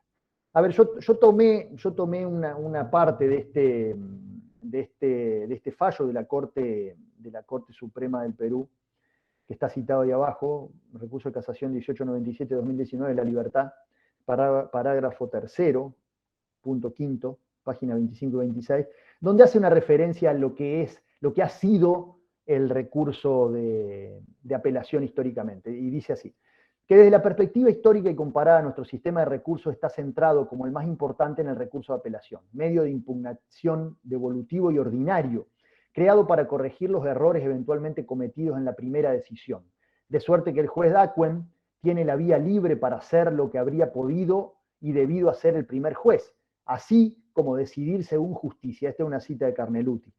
La apelación hoy en día se considera que está dirigida a asegurar de manera plena la garantía subjetiva de la impugnación. La parte que se considere destinataria de una sentencia injusta o inválida puede provocar el control por parte de otro juez y se puede denunciar cualquier tipo de error. ¿Sí? Cualquier tipo de error, me refiero a errores jurídicos, errores fácticos. A ver, si nosotros vemos la noción clásica del recurso de apelación, yo les podría decir que hoy en Argentina esta noción clásica es la que nosotros tenemos hoy como recurso de casación, un recurso amplio. ¿Para qué nosotros usamos el recurso de apelación en Argentina? Como le dije, como recurso intermedio, ¿sí? Frente a medidas cautelares de prisión preventiva, podemos llegar ¿sí? Le estoy dando solamente un ejemplo. A través de la aplicación del recurso ordinario de apelación, ¿sí? Podemos utilizarlo. Pero hoy el recurso de casación se ha transformado en lo que históricamente ha sido el recurso de apelación. Se ha transformado a fuerza de la realidad, a fuerza de fallos de la Corte Interamericana, a fuerza de fallo de el Tribunal de la Corte Suprema de Justicia de la Nación y a fuerza de, paulatinamente, modificaciones legislativas, ¿sí? Procesales legislativas. Perdón, voy a ocultar esto porque no veo. Ahora bien, vamos a ver la impugnación de la sentencia en el sistema procesal peruano. ¿Y por qué me parece que es importante? Porque lo que para nosotros hoy es el recurso de casación es lo que para ustedes es el recurso de apelación. ¿Sí? Vamos a establecer alguna diferencia, pero me parece que básicamente entonces, como sea, por eso digo, diferencia ontológica o meramente terminológica. Y nosotros le podríamos cambiar el nombre acá y sería lo mismo que lo que ustedes le podrían cambiar el nombre, aunque para ustedes es diferente, pero porque ustedes tienen un recurso de casación distinto. Digo, o sea, ustedes no podrían cambiarle el nombre, pero nosotros podríamos cambiarle el nombre y llamarlo recurso de apelación y estaría bien. ¿Sí? Ustedes en Perú, y aquí les voy a pedir disculpas antes de arrancar, respecto de que mi conocimiento del derecho peruano es, por supuesto, limitadísimo, entonces si cometo algún error les pido que sean indulgentes conmigo en este sentido. He hecho un curso acelerado de legislación procesal peruana, pero seguro que voy a fallar. ¿Sí? De todas maneras, digo, ustedes tienen constitucionalmente en el artículo 139, inciso sexto, o numeral sexto, le llaman ustedes, de la Constitución del Perú, la noción de pluralidad de instancias. ¿Sí? Bien, vamos a ver algunos principios. ¿Por qué me parece importante destacar algunos principios generales de los recursos de la actividad impugnativa en el Perú? Porque son muy parecidos a los argentinos. A ver, son iguales a los argentinos. Usted tiene en el artículo 404 del Código Procesal Penal, inciso 1, el principio de taxatividad. En el artículo 405, inciso 1, el principio de interés. ¿Sí? A ver, para yo poder presentar un recurso, ese recurso me tiene que perjudicar, yo tengo que tener un interés directo y aparte tengo que tener la facultad de interponer el recurso. En el artículo 409, en el inciso primero, plantean el principio de congruencia. A ver, el tribunal de recursos tiene que resolver en base a lo que se le ha planteado en el recurso, ¿sí? El principio de congruencia, con la salvedad de la dimensión de iura novi curia, o sea, que la facultad que tiene el tribunal de decir el derecho, o sea, congruencia fáctica, pero libertad jurídica por parte del tribunal para decir el derecho, lo mismo que nosotros tenemos en Argentina. Y en el artículo 409, numeral tercero, la prohibición de la reforma para peor del imputado, o sea, cuando el imputado es el que lleva adelante la articulación del recurso, ese recurso no lo puede perjudicar. ¿Sí? No lo puede perjudicar. Ya sea que la misma resolución del tribunal de recurso haga lugar al recurso o modifique la sentencia en algún sentido, no puede implicar un perjuicio para el imputado. E incluso también si se lleva adelante un reenvío, ¿sí? Para que sea otro tribunal el que resuelva la cuestión luego de que el recurso se ha hecho lugar, ese tribunal, por ejemplo, si se ordena nuevo juzgamiento, por ejemplo, la eventual sentencia de condena tampoco puede ser perjudicial, más perjudicial que fue la sentencia que luego fue recurrida y que terminó siendo anulada. Digo, a mí me parece importante destacar estos puntos en común que tienen los ordenamientos argentino y peruano, ¿sí? Porque hay algunas otras cuestiones que están allí en el fondo, que nos hermanan de algún modo en lo que tiene que ver con lo procesal, más allá de nuestra hermandad latinoamericana, que me parece que resulta relevante. Veamos la apelación y la casación en el Perú, ¿sí? Veamos un poquito comparativamente. ¿Quiénes resuelven el recurso de apelación contra la sentencia de condena? ¿Sí? O sea, dijimos que es el recurso de apelación el que es el recurso natural frente a la sentencia de condena. En la sala penal superior o tribunales superiores, como ustedes le llaman allá, el recurso de casación lo resuelve la Corte Suprema de Justicia. En Argentina, como nosotros no tenemos este recurso de apelación que ustedes, distinto del recurso de casación, el recurso de casación lo resuelve en cada provincia argentina el máximo tribunal provincial y en aquellos casos de competencia federal, la Cámara Federal de Casación Penal. ¿Sí? ¿En contra de qué sentencias se puede plantear el recurso de apelación? Sentencias de condena, ¿sí? Que son las que nos interesan, pero también en contra de absoluciones. Digo, los acusadores públicos y privados pueden plantear recurso de apelación en contra de la sentencia absolutoria. ¿Sí? Esto me parece importante por algo que voy a hablar más adelante. El recurso de casación solamente es en contra, ¿sí? El recurso de apelación es en contra de sentencias dictadas por tribunales de juicio, el recurso de casación solamente contra sentencias dictadas por las salas penales superiores. ¿Sí? El recurso de apelación es un recurso que en este fallo que vengo citando, la libertad que hice referencia antes, la propia Corte hace referencia a la idea de que es el recurso de apelación peruano es un recurso limitado, es un recurso que tiene limitaciones. Por supuesto, es un recurso que tiene limitaciones si nosotros lo comparamos con esta idea que hablábamos al principio del doble conforme. A ver, no se hace un juicio de nuevo, sería. No es la reproducción íntegra de la primera instancia de juicio. Por supuesto que en este sentido tiene limitaciones, pero el recurso de apelación en el Perú es amplísimo comparado, ¿sí? Comparado con lo que es el recurso de casación en Argentina. Es amplísimo, fundamentalmente por dos razones. La primera, si bien no se pueden discutir hechos nuevos, si bien tampoco se pueden establecer estrategias, argumentos defensivos nuevos, sí se permite la posibilidad de incorporar prueba nueva. Obviamente de manera limitada, pero prueba nueva, y no solamente esto. Se lleva adelante una etapa probatoria a través de audiencia, ¿sí? A través de alegatos. Y se lleva adelante también una nueva valoración de la prueba, donde se incorpora esta prueba novedosa, nueva, por llamarlo de alguna manera, ¿sí? La prueba nueva se incorpora,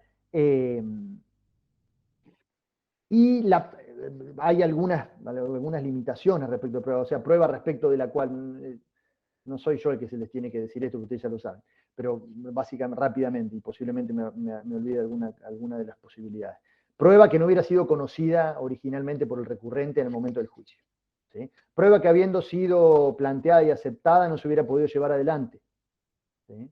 Bueno, y me estoy olvidando de una causal más.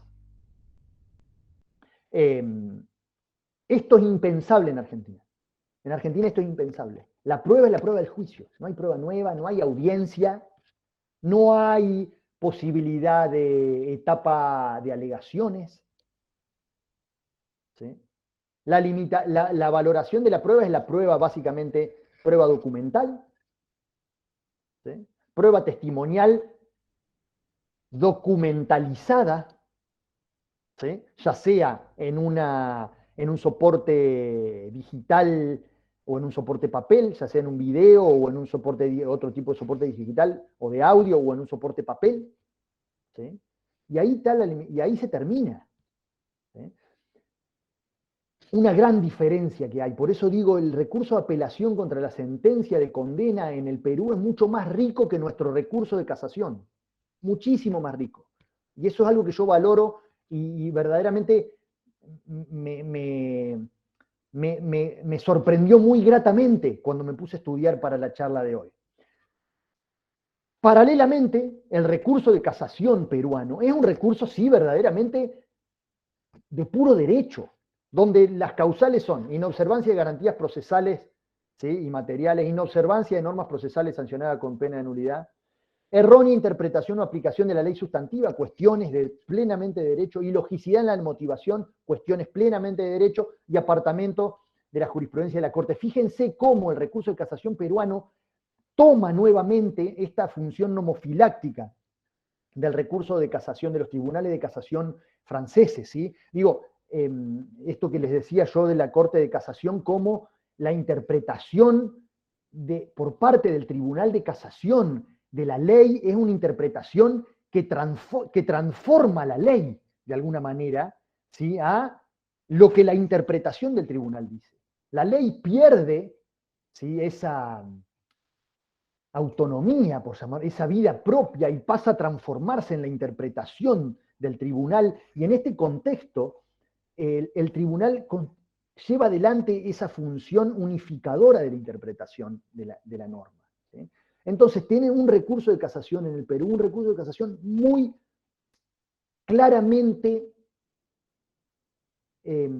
fiel al recurso de casación original, muy claramente fiel al recurso de casación original.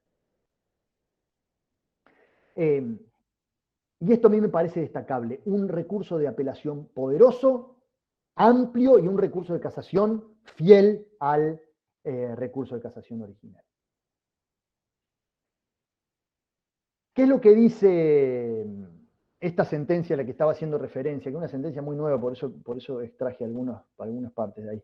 Es verdad que en nuestro sistema procesal penal, esto es una sentencia de ustedes, ¿no? Es verdad que en nuestro sistema procesal penal existen sensibles diferencias entre el recurso de apelación y el recurso de casación en materia de control del juicio de hecho o quaestio facti. El órgano de apelación actúa como juez del proceso y el órgano de casación como juez de la sentencia. El control desde sus posibilidades de examen recae en objetos distintos. La apelación indaga si la valoración pondera correctamente la fuerza de la actividad probatoria desplegada en el plenario. En cambio, la casación examina la motivación de la sentencia, siendo útil a estos últimos efectos distinguir entre control de la decisión más propia de la apelación y control de la motivación específica de la casación. Además, por ello mismo, el Tribunal Superior puede cambiar el juicio de hecho, no así el Tribunal Supremo al momento de resolver el recurso de casación, sin que ello disminuya en su esencia revisar la propia declaración de culpabilidad y en su caso la legalidad de la sanción. Lo que yo les he mostrado acá y lo que les vengo diciendo está resumido de manera, creo, brillante en este párrafo. Sigue diciendo esta decisión. El recurso de casación nacional, entendido ampliamente, y según lo que se ha indicado en los fundamentos jurídicos, tercero al sexto de la presente sentencia, es lo suficientemente extenso para revisar el juicio de culpabilidad y el juicio de punibilidad. No hace falta crear otro recurso adicional y similar al de apelación, impropio para nuestro ordenamiento judicial, que en lo penal se configura en 3 niveles de competencia funcional y sin base en nuestro sistema de derecho romano germánico. Esto es así porque las exigencias del artículo 14, numeral 5 del Pacto Internacional de Derechos Civiles y Políticos, la revisión vía impugnativa no puede interpretarse como una segunda instancia con repetición íntegra del juicio. Lo que hablábamos antes, el doble conforme, no puede ser interpretado, dice la Corte Suprema del Perú, como doble conforme, sino como el derecho a que un tribunal superior controle la corrección del juicio realizado en primera instancia, revisando, examinando o escrutando la correcta aplicación de las reglas que han permitido la declaración de culpabilidad y la imposición de la sanción penal en el caso concreto. Ahora bien, yo acabo de leer esto y ustedes me pueden decir, pero escuchame, Manuel, si me acabas de decir lo contrario, que el recurso de casación va por otro lado. Sí, ¿por qué? Porque para los que no hayan leído este fallo, lo que este fallo trata es el último punto sobre el que quiero trabajar. No queda mucho tiempo, no queda mucho, así que les pido por favor que me acompañen concentrados en estos minutos. Les pido ese esfuerzo, por favor. Es lo siguiente, en este caso se está discutiendo el caso de unas personas que fueron absueltas en la primera instancia. Se casó la sentencia, el acusador casó la sentencia se apeló la sentencia. Ahí ven cómo tengo el error de la terminología argentina. Se apela a la sentencia y la sentencia da vuelta esa absolución y los condena, ¿sí? Entonces uno de los planteos que se hacen en casación es decir, mire señor, yo tengo que ir a la casación, que es un recurso muy estrecho, y se me está privando a mí del recurso de apelación que tiene toda persona condenada. Es lo que se discute aquí en este caso. ¿Qué es lo que termina diciendo la Corte Suprema de Justicia, mire señor, incluso en este caso del condenado absuelto en primera instancia, condenado en segunda instancia, que fue absuelto en primera instancia, el recurso de casación cumple con las previsiones del artículo 14, numeral 5 del Pacto Internacional de Derechos Civiles y Políticos y del artículo 8 de la Convención respecto de la obligación de la revisión de la vía impugnativa. ¿Sí? La revisión vía impugnativa de la sentencia de condena. A usted lo condenaron en segunda instancia, en la apelación. Perfecto. El recurso de casación también cumple con la obligación, o mejor dicho, con la garantía de darle a usted la posibilidad de recurrir. ¿Sí? Pero dice algo más. Dice, no puede ser la misma amplitud la casación cuando analice la sentencia condenatoria de un imputado originalmente absuelto que cuando revise la sentencia condenatoria, ¿sí?, de alguien que fue condenado en primera instancia y cuya condena fue ratificada en segunda instancia. El ámbito, la magnitud de la capacidad de revisión del Tribunal de la Corte Suprema de Justicia en aplicación del recurso de casación tiene que ser distinta. En el caso del condenado en segunda instancia, absuelto en primera instancia, lo que dice la Corte Suprema de Justicia del Perú es que tiene que abarcar, el análisis tiene que abarcar todos estos puntos. Si el tribunal se ha mantenido dentro de los límites de la revisión que le corresponden, la cuestión de la congruencia, si no ha incurrido en defecto de motivación fáctica, tanto al resolver sobre la queja de falta de motivación, ¿sí?, en su caso, como al fundamentar su propia decisión, si se utilizó prueba ilícita, si se cumplieron, ahí me faltó una palabra, si se cumplieron con las reglas de la sana crítica racional al momento de valorar la prueba. ¿Sí? También si ha existido suficiente actividad probatoria de cargo que justifique objetivamente la atribución de responsabilidad. Y luego también tiene la obligación de introducirse en lo que tiene que ver con el estándar de prueba, el análisis de estándar de prueba. Rápidamente les cuento esto. Tenemos como en la actividad probatoria tenemos tres grandes momentos. El primer momento que es el de la conformación del acervo probatorio, ver qué pruebas son las que tenemos. El segundo momento, el de la valoración probatoria, que es determinar qué grado de corroboración nos aporta la prueba, qué grado de corroboración de la hipótesis nos aporta la prueba. Supongamos que pudiéramos darle una magnitud a este grado de corroboración en porcentaje. Supongamos que después lo que hace la valoración es decir, bueno, a ver, la hipótesis de que Juan mató a Pedro, bueno, la prueba me aporta un grado de corroboración del 30%, del 40%, del 50%, del 80%, del 90%, del 95%. ¿Sí? Y después tenemos otro momento, que es el del análisis del estándar. ¿Qué quiere decir esto? Quiere decir sí. ¿En qué consiste este análisis? En si ese grado de corroboración de la hipótesis es suficiente o no para condenar al imputado.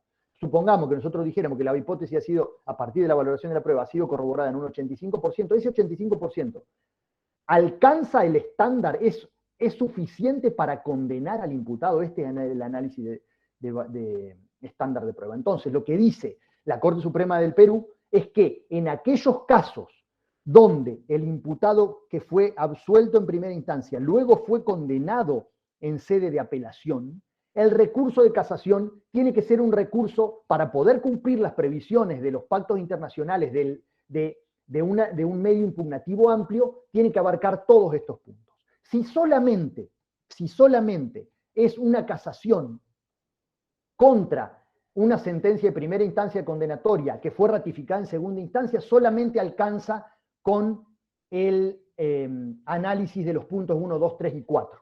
El 5 y el 6 son estos puntos adicionales que agrega la Corte Suprema en el caso de casaciones de condenados absueltos originalmente.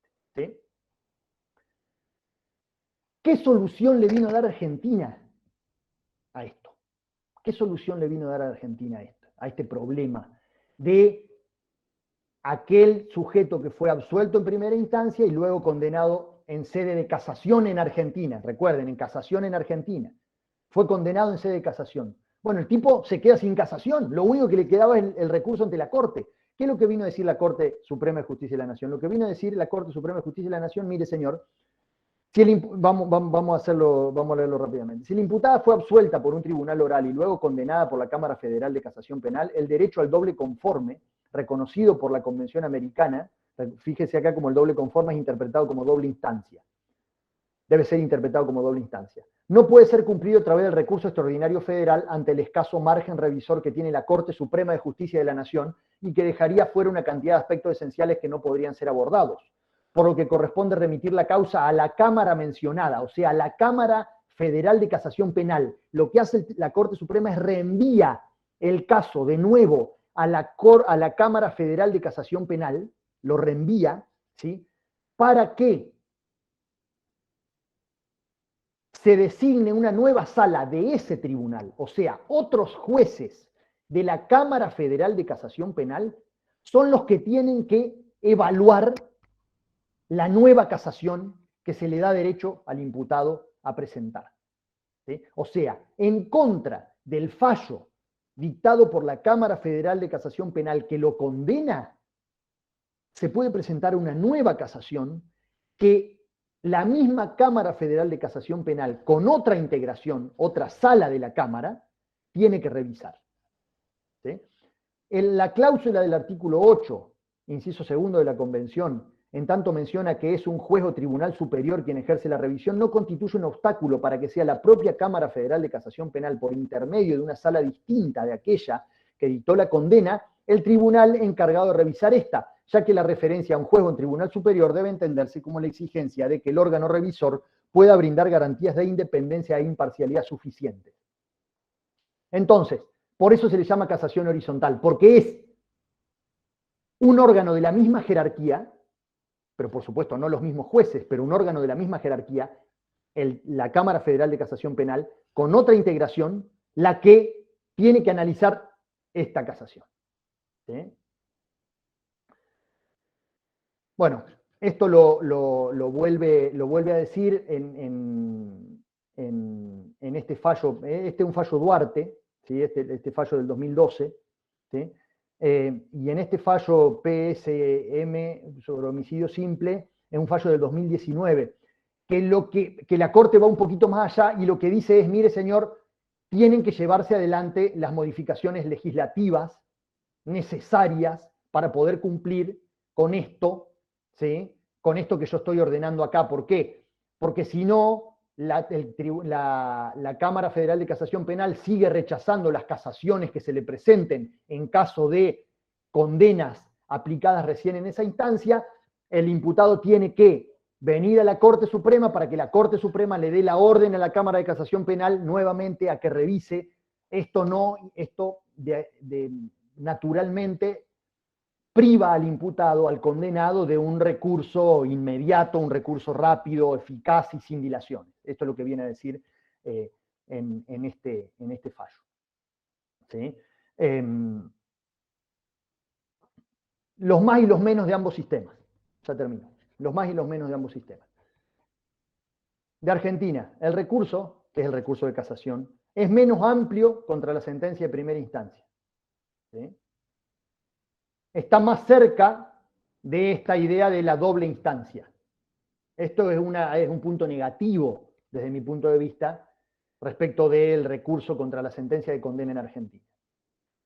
En contraposición a esto tenemos un punto muy positivo en el sistema peruano, ¿sí? Es que el recurso de apelación contra la sentencia de primera instancia es mucho más amplio que el recurso de casación contra la sentencia de primera instancia que tenemos en Argentina. Por lo tanto, se acerca más a la idea del doble conforme. Si bien no es un juicio exactamente igual, existe esta posibilidad de producción de prueba, existe esta audiencia, existe este derecho de defensa, prueba nueva, etc. Entonces acá yo pongo un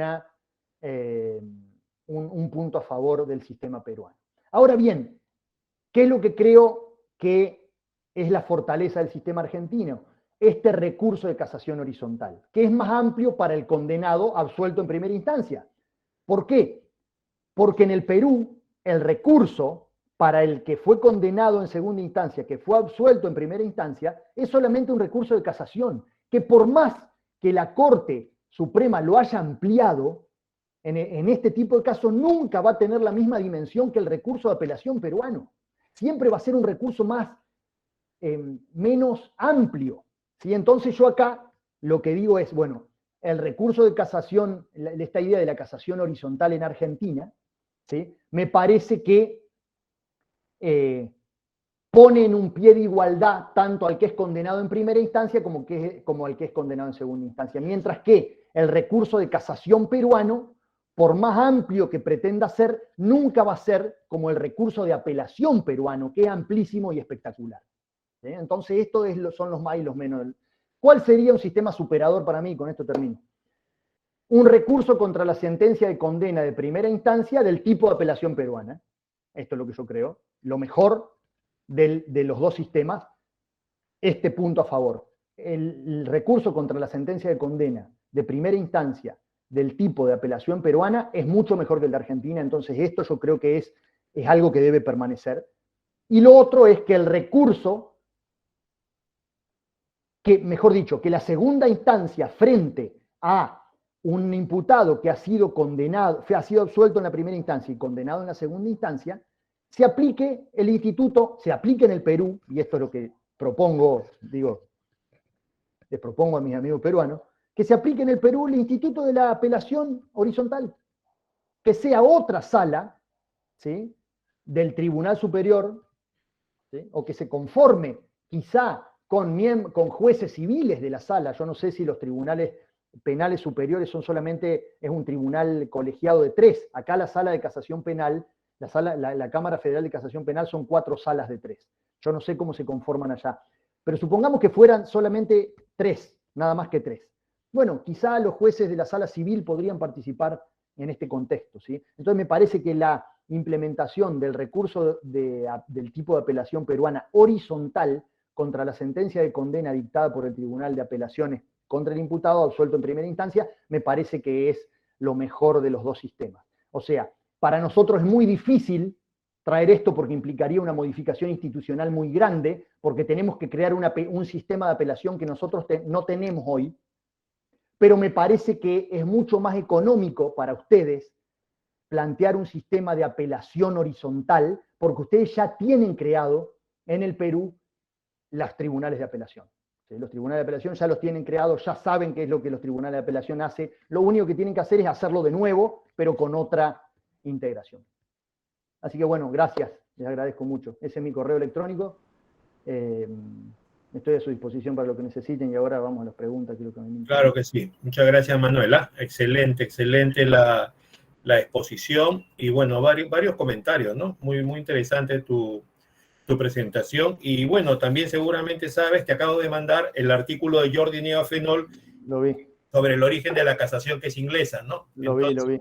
Que coincide en algo con lo que tú has planteado, pero sería interesante que lo leas, porque Jordi siempre es futurista y lo que él dice es que efectivamente en Inglaterra, jurados populares, tú también hiciste referencia a jurados populares, y como en Inglaterra, pero hay jurados populares para todos los casos, y por lo tanto, el asunto es que ellos nunca motivaban, y si hacían una casación, ¿cómo se iban a pronunciar sobre los hechos en la casación de los lores allá en Inglaterra? Si nunca había una explicación fáctica de eso. Entonces, que después eso llega a Francia y lo copian, a pesar de que habían jueces profesionales también en Francia.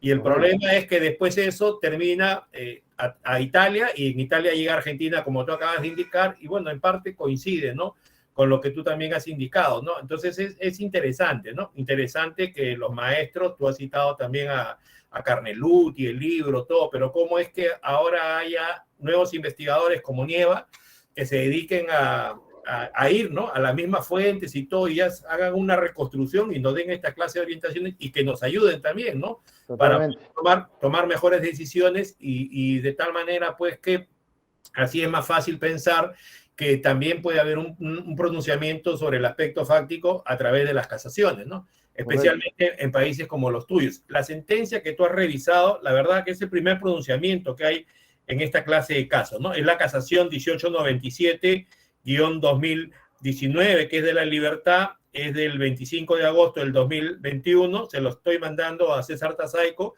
que es nuestro experto en informática, para que lo ponga a disposición de todos los presentes, de tal manera que lo puedan revisar. Es la primera que ha salido, ¿no?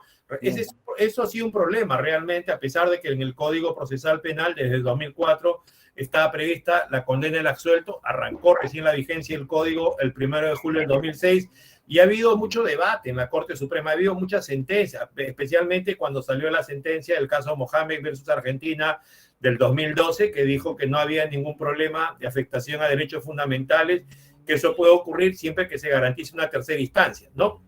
Entonces, lo que pasa es que, claro, hay una amplia fundamentación en esta casación, pero el tema es que una apelación, tú mismo lo has dicho, en Perú, comprende también la posibilidad de nueva prueba. ¿Y qué pasaría si se tuviera que plantear nueva prueba en una casación en la Corte Suprema, si no está permitido el tema de la audiencia de pruebas? Creo que no, claro. Parece que respecto a ese punto no se ha tocado, ¿no? Entonces, es interesante analizar ese punto de vista. La cuestión es que seguramente esto no va a quedar acá, así como han llegado casos de vuestro país a la Corte. Acá veremos en algún momento, seguramente no sé si este caso, puede haber un habeas corpus, puede llegar esto a la comisión, la Corte. Claro, toma muchos años que se pronuncie, pero vamos a ver cómo se va manejando este asunto. Es la primera vez que hay un pronunciamiento, te digo así, con tanta explicación, ¿no? Muy interesante, muy interesante, muy historia, interesante. Así que vamos a ver cómo madura esto, ¿ya? Acá están preguntando Walter Fátima Córdoba. A ver, Walter, a ver, ¿cuál es tu pregunta? O si no, escríbanla, ¿ya? Escriban todas sus preguntas por el chat, por favor, ¿ya? No sé si tendrán listas las preguntas. Ahora también, aunque no sea el tema, creo que es interesante. En Colombia también, la Corte Suprema de Colombia tiene mucho prestigio en el tema de las casaciones, ¿no? Acá nos está acompañando Johnny Batalla también está con nosotros acá, ¿no? Que seguramente conoce mucho. Y bueno, no sé si también tiene tu especialidad, ¿no? Que solamente se dedican a plantear recursos de apelación, recursos de casación. Johnny, esa es la especialidad de Manuel, ¿no? No sé si la escuchaste. O sea, tú no trabajas casos a nivel de investigación, juicio, o sea, apelaciones y casaciones. Eso hemos entendido de la afirmación que hiciste al comienzo, cuando referiste a tu actividad como abogado. Qué interesante, ¿eh? Qué interesante. Correcto, sí, hago mucho recurso de casación. De hecho, hago mucho recurso de casación no penales también. Ok. Recursos laborales también, porque, digo, la lógica un poco es la misma. El recurso de casación laboral es el mismo, es la misma lógica que el recurso de casación penal, que el recurso de casación original sería. Entonces, en ese sentido, tengo esa posibilidad de trabajar sobre eso. Claro, a ver, entonces lo que quisiéramos es una precisión respecto al tema de tu ordenamiento jurídico. O sea, entendí que las resoluciones interlocutorias, como las medidas cautelares, por ejemplo, tienen apelación, pero nunca tienen casación. Pueden tener eventualmente casación las medidas cautelares de prisión preventiva, por ejemplo, porque se equiparan a sentencias jurisprudencialmente, se las ha equiparado a sentencias definitivas, ¿sí? Y pueden llegar eventualmente a casación. Bueno, en Perú, sin necesidad de que eso sea así, se puede ser medidas de coerción real o puede ser cualquier otro auto que no sea final, si es que se establece que es necesario que haya un pronunciamiento de doctrina jurisprudencial, puede haber una casación excepcional y la Corte Suprema, ya con sus facultades discrecionales, lo puede seleccionar o no. O sea, siempre, contra todas las sentencias, va a haber apelación, juicio de hecho, juicio de derecho con prueba nueva, que es el recurso ordinario, y después tenemos la casación, que es extraordinaria para los supuestos que tú has indicado, ¿no? Que has señalado muy bien, ¿no? Entonces, del 100% de casaciones que se plantean en el Perú, en el área penal, el 90% se declaran inadmisibles, el 10% se declaran bien concedidos, ya se garantizó el juicio de hecho, el juicio de derecho, y por lo tanto es un tema puntual de los derechos que tú has indicado. Alguien había levantado la mano ahí. Sí, alguien ha levantado la mano, pero no sé, Kenia, César, la persona que ha levantado la mano es porque quiere hacer una pregunta al doctor. O si no están en el chat las preguntas, ¿cómo se las vamos a ver acá? Y en algunos casos levantan la mano para preguntar, pero no. Ya, pero vamos a ver un poco en el chat. A ver si... No hay preguntas en el chat. No hay preguntas en el chat. Bueno, en todo caso, a ver, se supone que allá en Argentina, para poder precisar más, especialmente para mí, para comprender, o sea, ustedes tienen su juzgado de juicio oral, y entonces, acá en el Perú los juicios orales dependen. Si el mínimo legal de la pena es por debajo de 6, es un solo juez juzgado unipersonal, si el mínimo legal de la pena es por encima de 6, juzgados colegiados. Acá en el Perú las penas son muy altas, muy altas. O sea, el Código Penal es el 91, tiene 400 artículos y se ha modificado 600 veces. Así que ya te imaginas cómo estará el Código Penal. Tenemos cadena perpetua, tenemos penas de 35 años, o sea, un delito de homicidio simple de 6 a 20 años, uno de homicidio calificado es de 15 a 35, en violaciones a la libertad sexual, la pena pues de menores de 14, la pena es de cadena perpetua, si tiene menos de 14, entonces siempre va a haber apelación y la casación, como te he dicho ya, depende de cuáles sean los argumentos que los abogados planteen, ¿no? Y sí, es un talón de Aquiles también la argumentación que se hace y por eso se confunde como si fuera una tercera instancia, ¿no? Como si fuera una tercera instancia, ¿no? Sí, lo que pasaba originalmente aquí en Argentina con el recurso de casación original sería que se lo confundía con una segunda instancia de valoración de la prueba, que no lo era, pero bueno, con la reforma del 94 y la incorporación tomándose más en serio la obligación del recurso contra la sentencia de condena, es que mutó el recurso de casación. Pero aquí depende cada organización judicial de cada provincia. En Córdoba, donde yo ejerzo la profesión fundamentalmente, no tenemos esta distinción entre cantidad de años. Nosotros tenemos, el mismo tribunal puede conformarse colegiada o unipersonalmente, pero es el mismo tribunal, Cámara Criminal, en lo criminal y correccional se le llama, que puede conformarse según la complejidad del caso, no tanto el monto de la pena, ya sea con un solo juez o con los tres. Y tenemos también un sistema de juicio por jurados para algunos casos particulares, ¿sí? Combinamos un sistema de jurado popular escabinado de 2 jueces populares y 3 técnicos, con un sistema de jurado popular mixto, medio anglosajón, de 8 jurados populares y 3 jueces, un tribunal de 11, donde los jurados solamente pueden pronunciarse acerca, pues son un tribunal de veredicto, no fundamentan su resolución. Ellos, los jurados, la fundamentan los jueces técnicos, el voto de los legos lo fundamentan los jueces técnicos de una manera bastante extraña, y solamente se pronuncian sobre la cuestión fáctica, no sobre la cuestión jurídica. Ya. Ahí hay una pregunta, a ver, ¿en qué caso es un recurso de casación? Por favor, prosigue. ¿En qué caso, ahí tengo una pregunta de Rodolfo, ¿en qué casos un recurso de casación permite la valoración de hechos en sede casatoria? ¿Es caso cuando se alega vulneración a derechos fundamentales? Bueno, en Argentina la respuesta sería revaloración de hecho en todos los casos de casación. ¿Sí?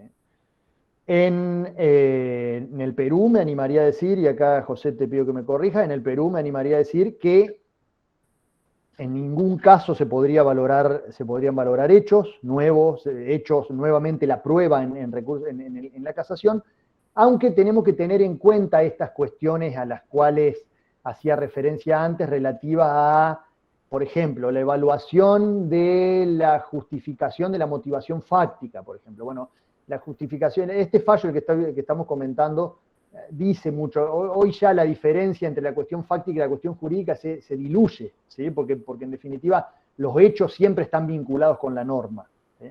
Ahora bien, estrictamente en lo que tiene que ver con la revaloración de prueba en el recurso de casación en el Perú, yo les diría que en ningún caso, ¿sí? En ningún caso, solamente cuestiones vinculadas con motivación, ¿sí? Problemas de logicidad en la motivación, de aplicación de los principios de la sana crítica racional al momento de valorar la prueba, que no es lo mismo que valorar la prueba. Esto es una confusión muy, muy habitual. Yo siempre pongo el ejemplo de lo siguiente. Yo puedo ir manejando mi vehículo y paso un semáforo en rojo. Si yo paso el semáforo en rojo, nadie diría que por pasar el semáforo en rojo yo no estoy manejando mi vehículo. ¿Por qué digo esto? Porque no es lo mismo manejar el vehículo, conducirme vehículo, que cumplir las reglas que regulan la conducción de un automotor al momento que yo conduzco. En este contexto, una cosa es valorar la prueba y otra cosa distinta es cumplir con las reglas de la sana crítica racional al momento de valorar la prueba. Entonces, el análisis del cumplimiento de las reglas de la sana crítica racional no implica revaloración de la prueba. ¿Sí? Si no solamente implica decir, bueno, a ver, el juez al momento de valorar la prueba, ¿cumplió con la regla de la experiencia, por ejemplo? ¿Con las máximas de la experiencia? ¿Sí o no? Esto no quiere decir atribuirle un distinto peso probatorio a la prueba. Entonces yo diría esto, no podría valorarse en ningún caso en casación peruana nuevamente la prueba. Claro, está bien. Y además de todo lo que tú has dicho, el tema de la presunción de inocencia, ¿no? Que es otro derecho fundamental por el cual podría llegar un caso, pero con la limitación que tú indicas, porque ya se hizo eso en segunda instancia. Más bien nosotros tenemos un artículo que es el 425.2 del CPP que establece que los hechos que se han establecido en primera instancia no se puedan cambiar, salvo que se produzca una prueba nueva en segunda instancia para cambiarlo, pero ahí entraría el tema de ilogicidad de la motivación, ¿no? Los temas de racionalidad en la apreciación de la prueba, ¿no? Que ese es un tema ya que tiene que ver con motivación. Exacto.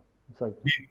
No sé si, bueno, muy bien, muy interesante. O sea, tienen ustedes el tema del, pues te has referido a todo el caso de los condenados, también hay absueltos, también puede haber un recurso. Cuando se trata de absueltos, supongo que el recurso lo plantearía el fiscal, ¿no? El fiscal, no sé si hay actor civil también. Sí, el fiscal puede ser actor civil, pero en general también acá le llamamos querellante particular, que es el acusador privado, puede plantear recurso. Hay algunas limitaciones, nosotros tenemos algunas limitaciones respecto del recurso del acusador privado, pero que ahora en aplicación del principio de tutela judicial efectiva se está equiparando, ¿sí?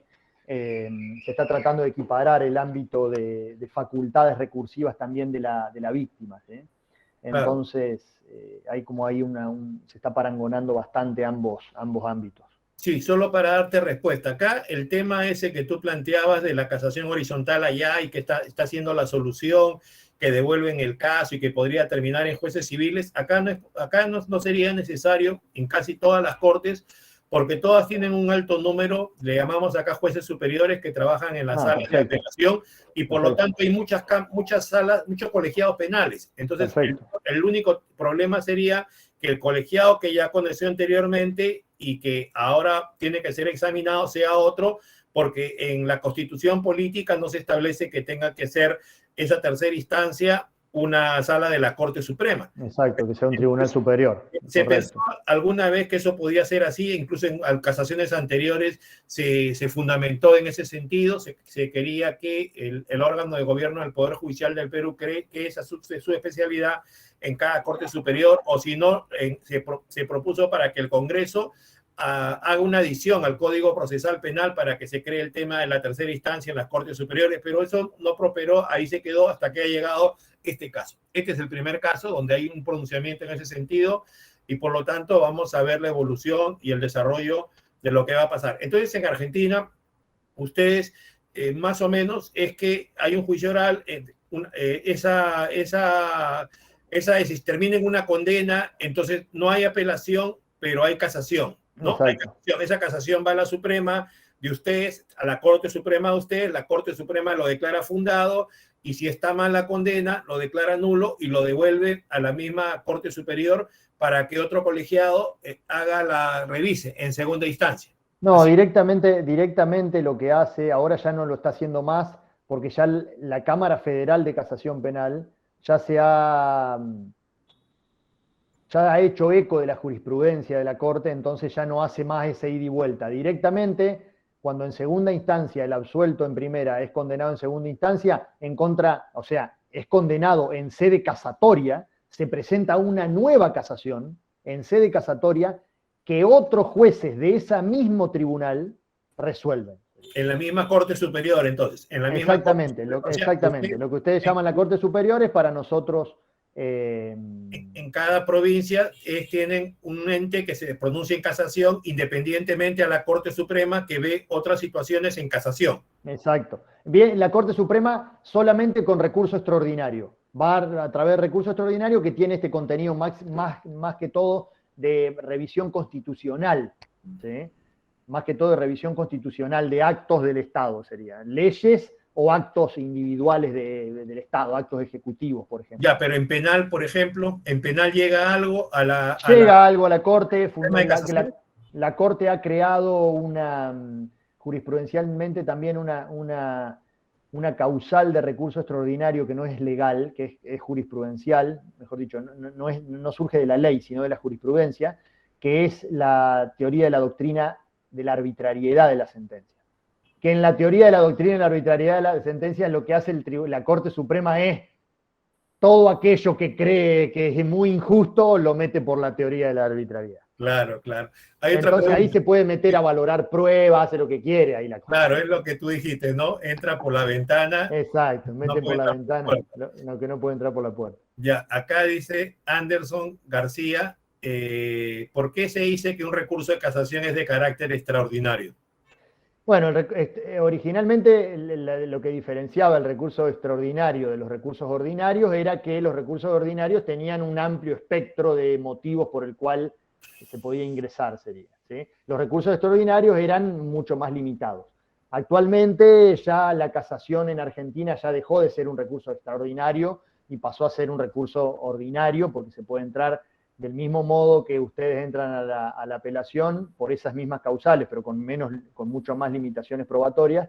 Nosotros no tenemos acá posibilidad probatoria, se puede ingresar. Entonces ya se ordinarizó el recurso que originalmente era extraordinario. Y solamente nos quedó como verdadero recurso extraordinario el recurso de inconstitucionalidad para nosotros, el recurso de revisión, ¿sí?, que es estimo que debe ser el mismo recurso que ustedes tienen de revisión frente a la sentencia firme, a la cosa juzgada, prueba nueva, que surja prueba nueva básicamente, y el recurso extraordinario federal. Esos son los únicos recursos extraordinarios que tenemos en Argentina. Ah, ya. Excelente, excelente. Bueno, entonces ya no va a haber contra Argentina otra demanda fundada en la Corte Interamericana de Derechos Humanos por este motivo, por todo lo que nos hace puestos, por el motivo que has dicho, salvo algunos otros aspectos ya de mucha experticia que también has planteado. Sí, seguramente, quizá por algunas cuestiones de organismos, de organizaciones procesales provinciales que todavía no han implementado esta modificación legislativa, quizá respecto de eso, algunos pronunciamientos de la Corte Interamericana surjan, pero de hechos viejos, ¿no? Usted viste, José, que la Corte se toma su tiempo para resolver, entonces quizá están resolviendo ahora hechos, cuestiones de los 90. Así que bueno. Claro que sí. Muchas gracias, Manuel. A ver si es posible también que pongas a disposición del público las diapositivas que has tenido bien exhibir. Sí. Entonces me las envías para... Te las envío y tú las compartes.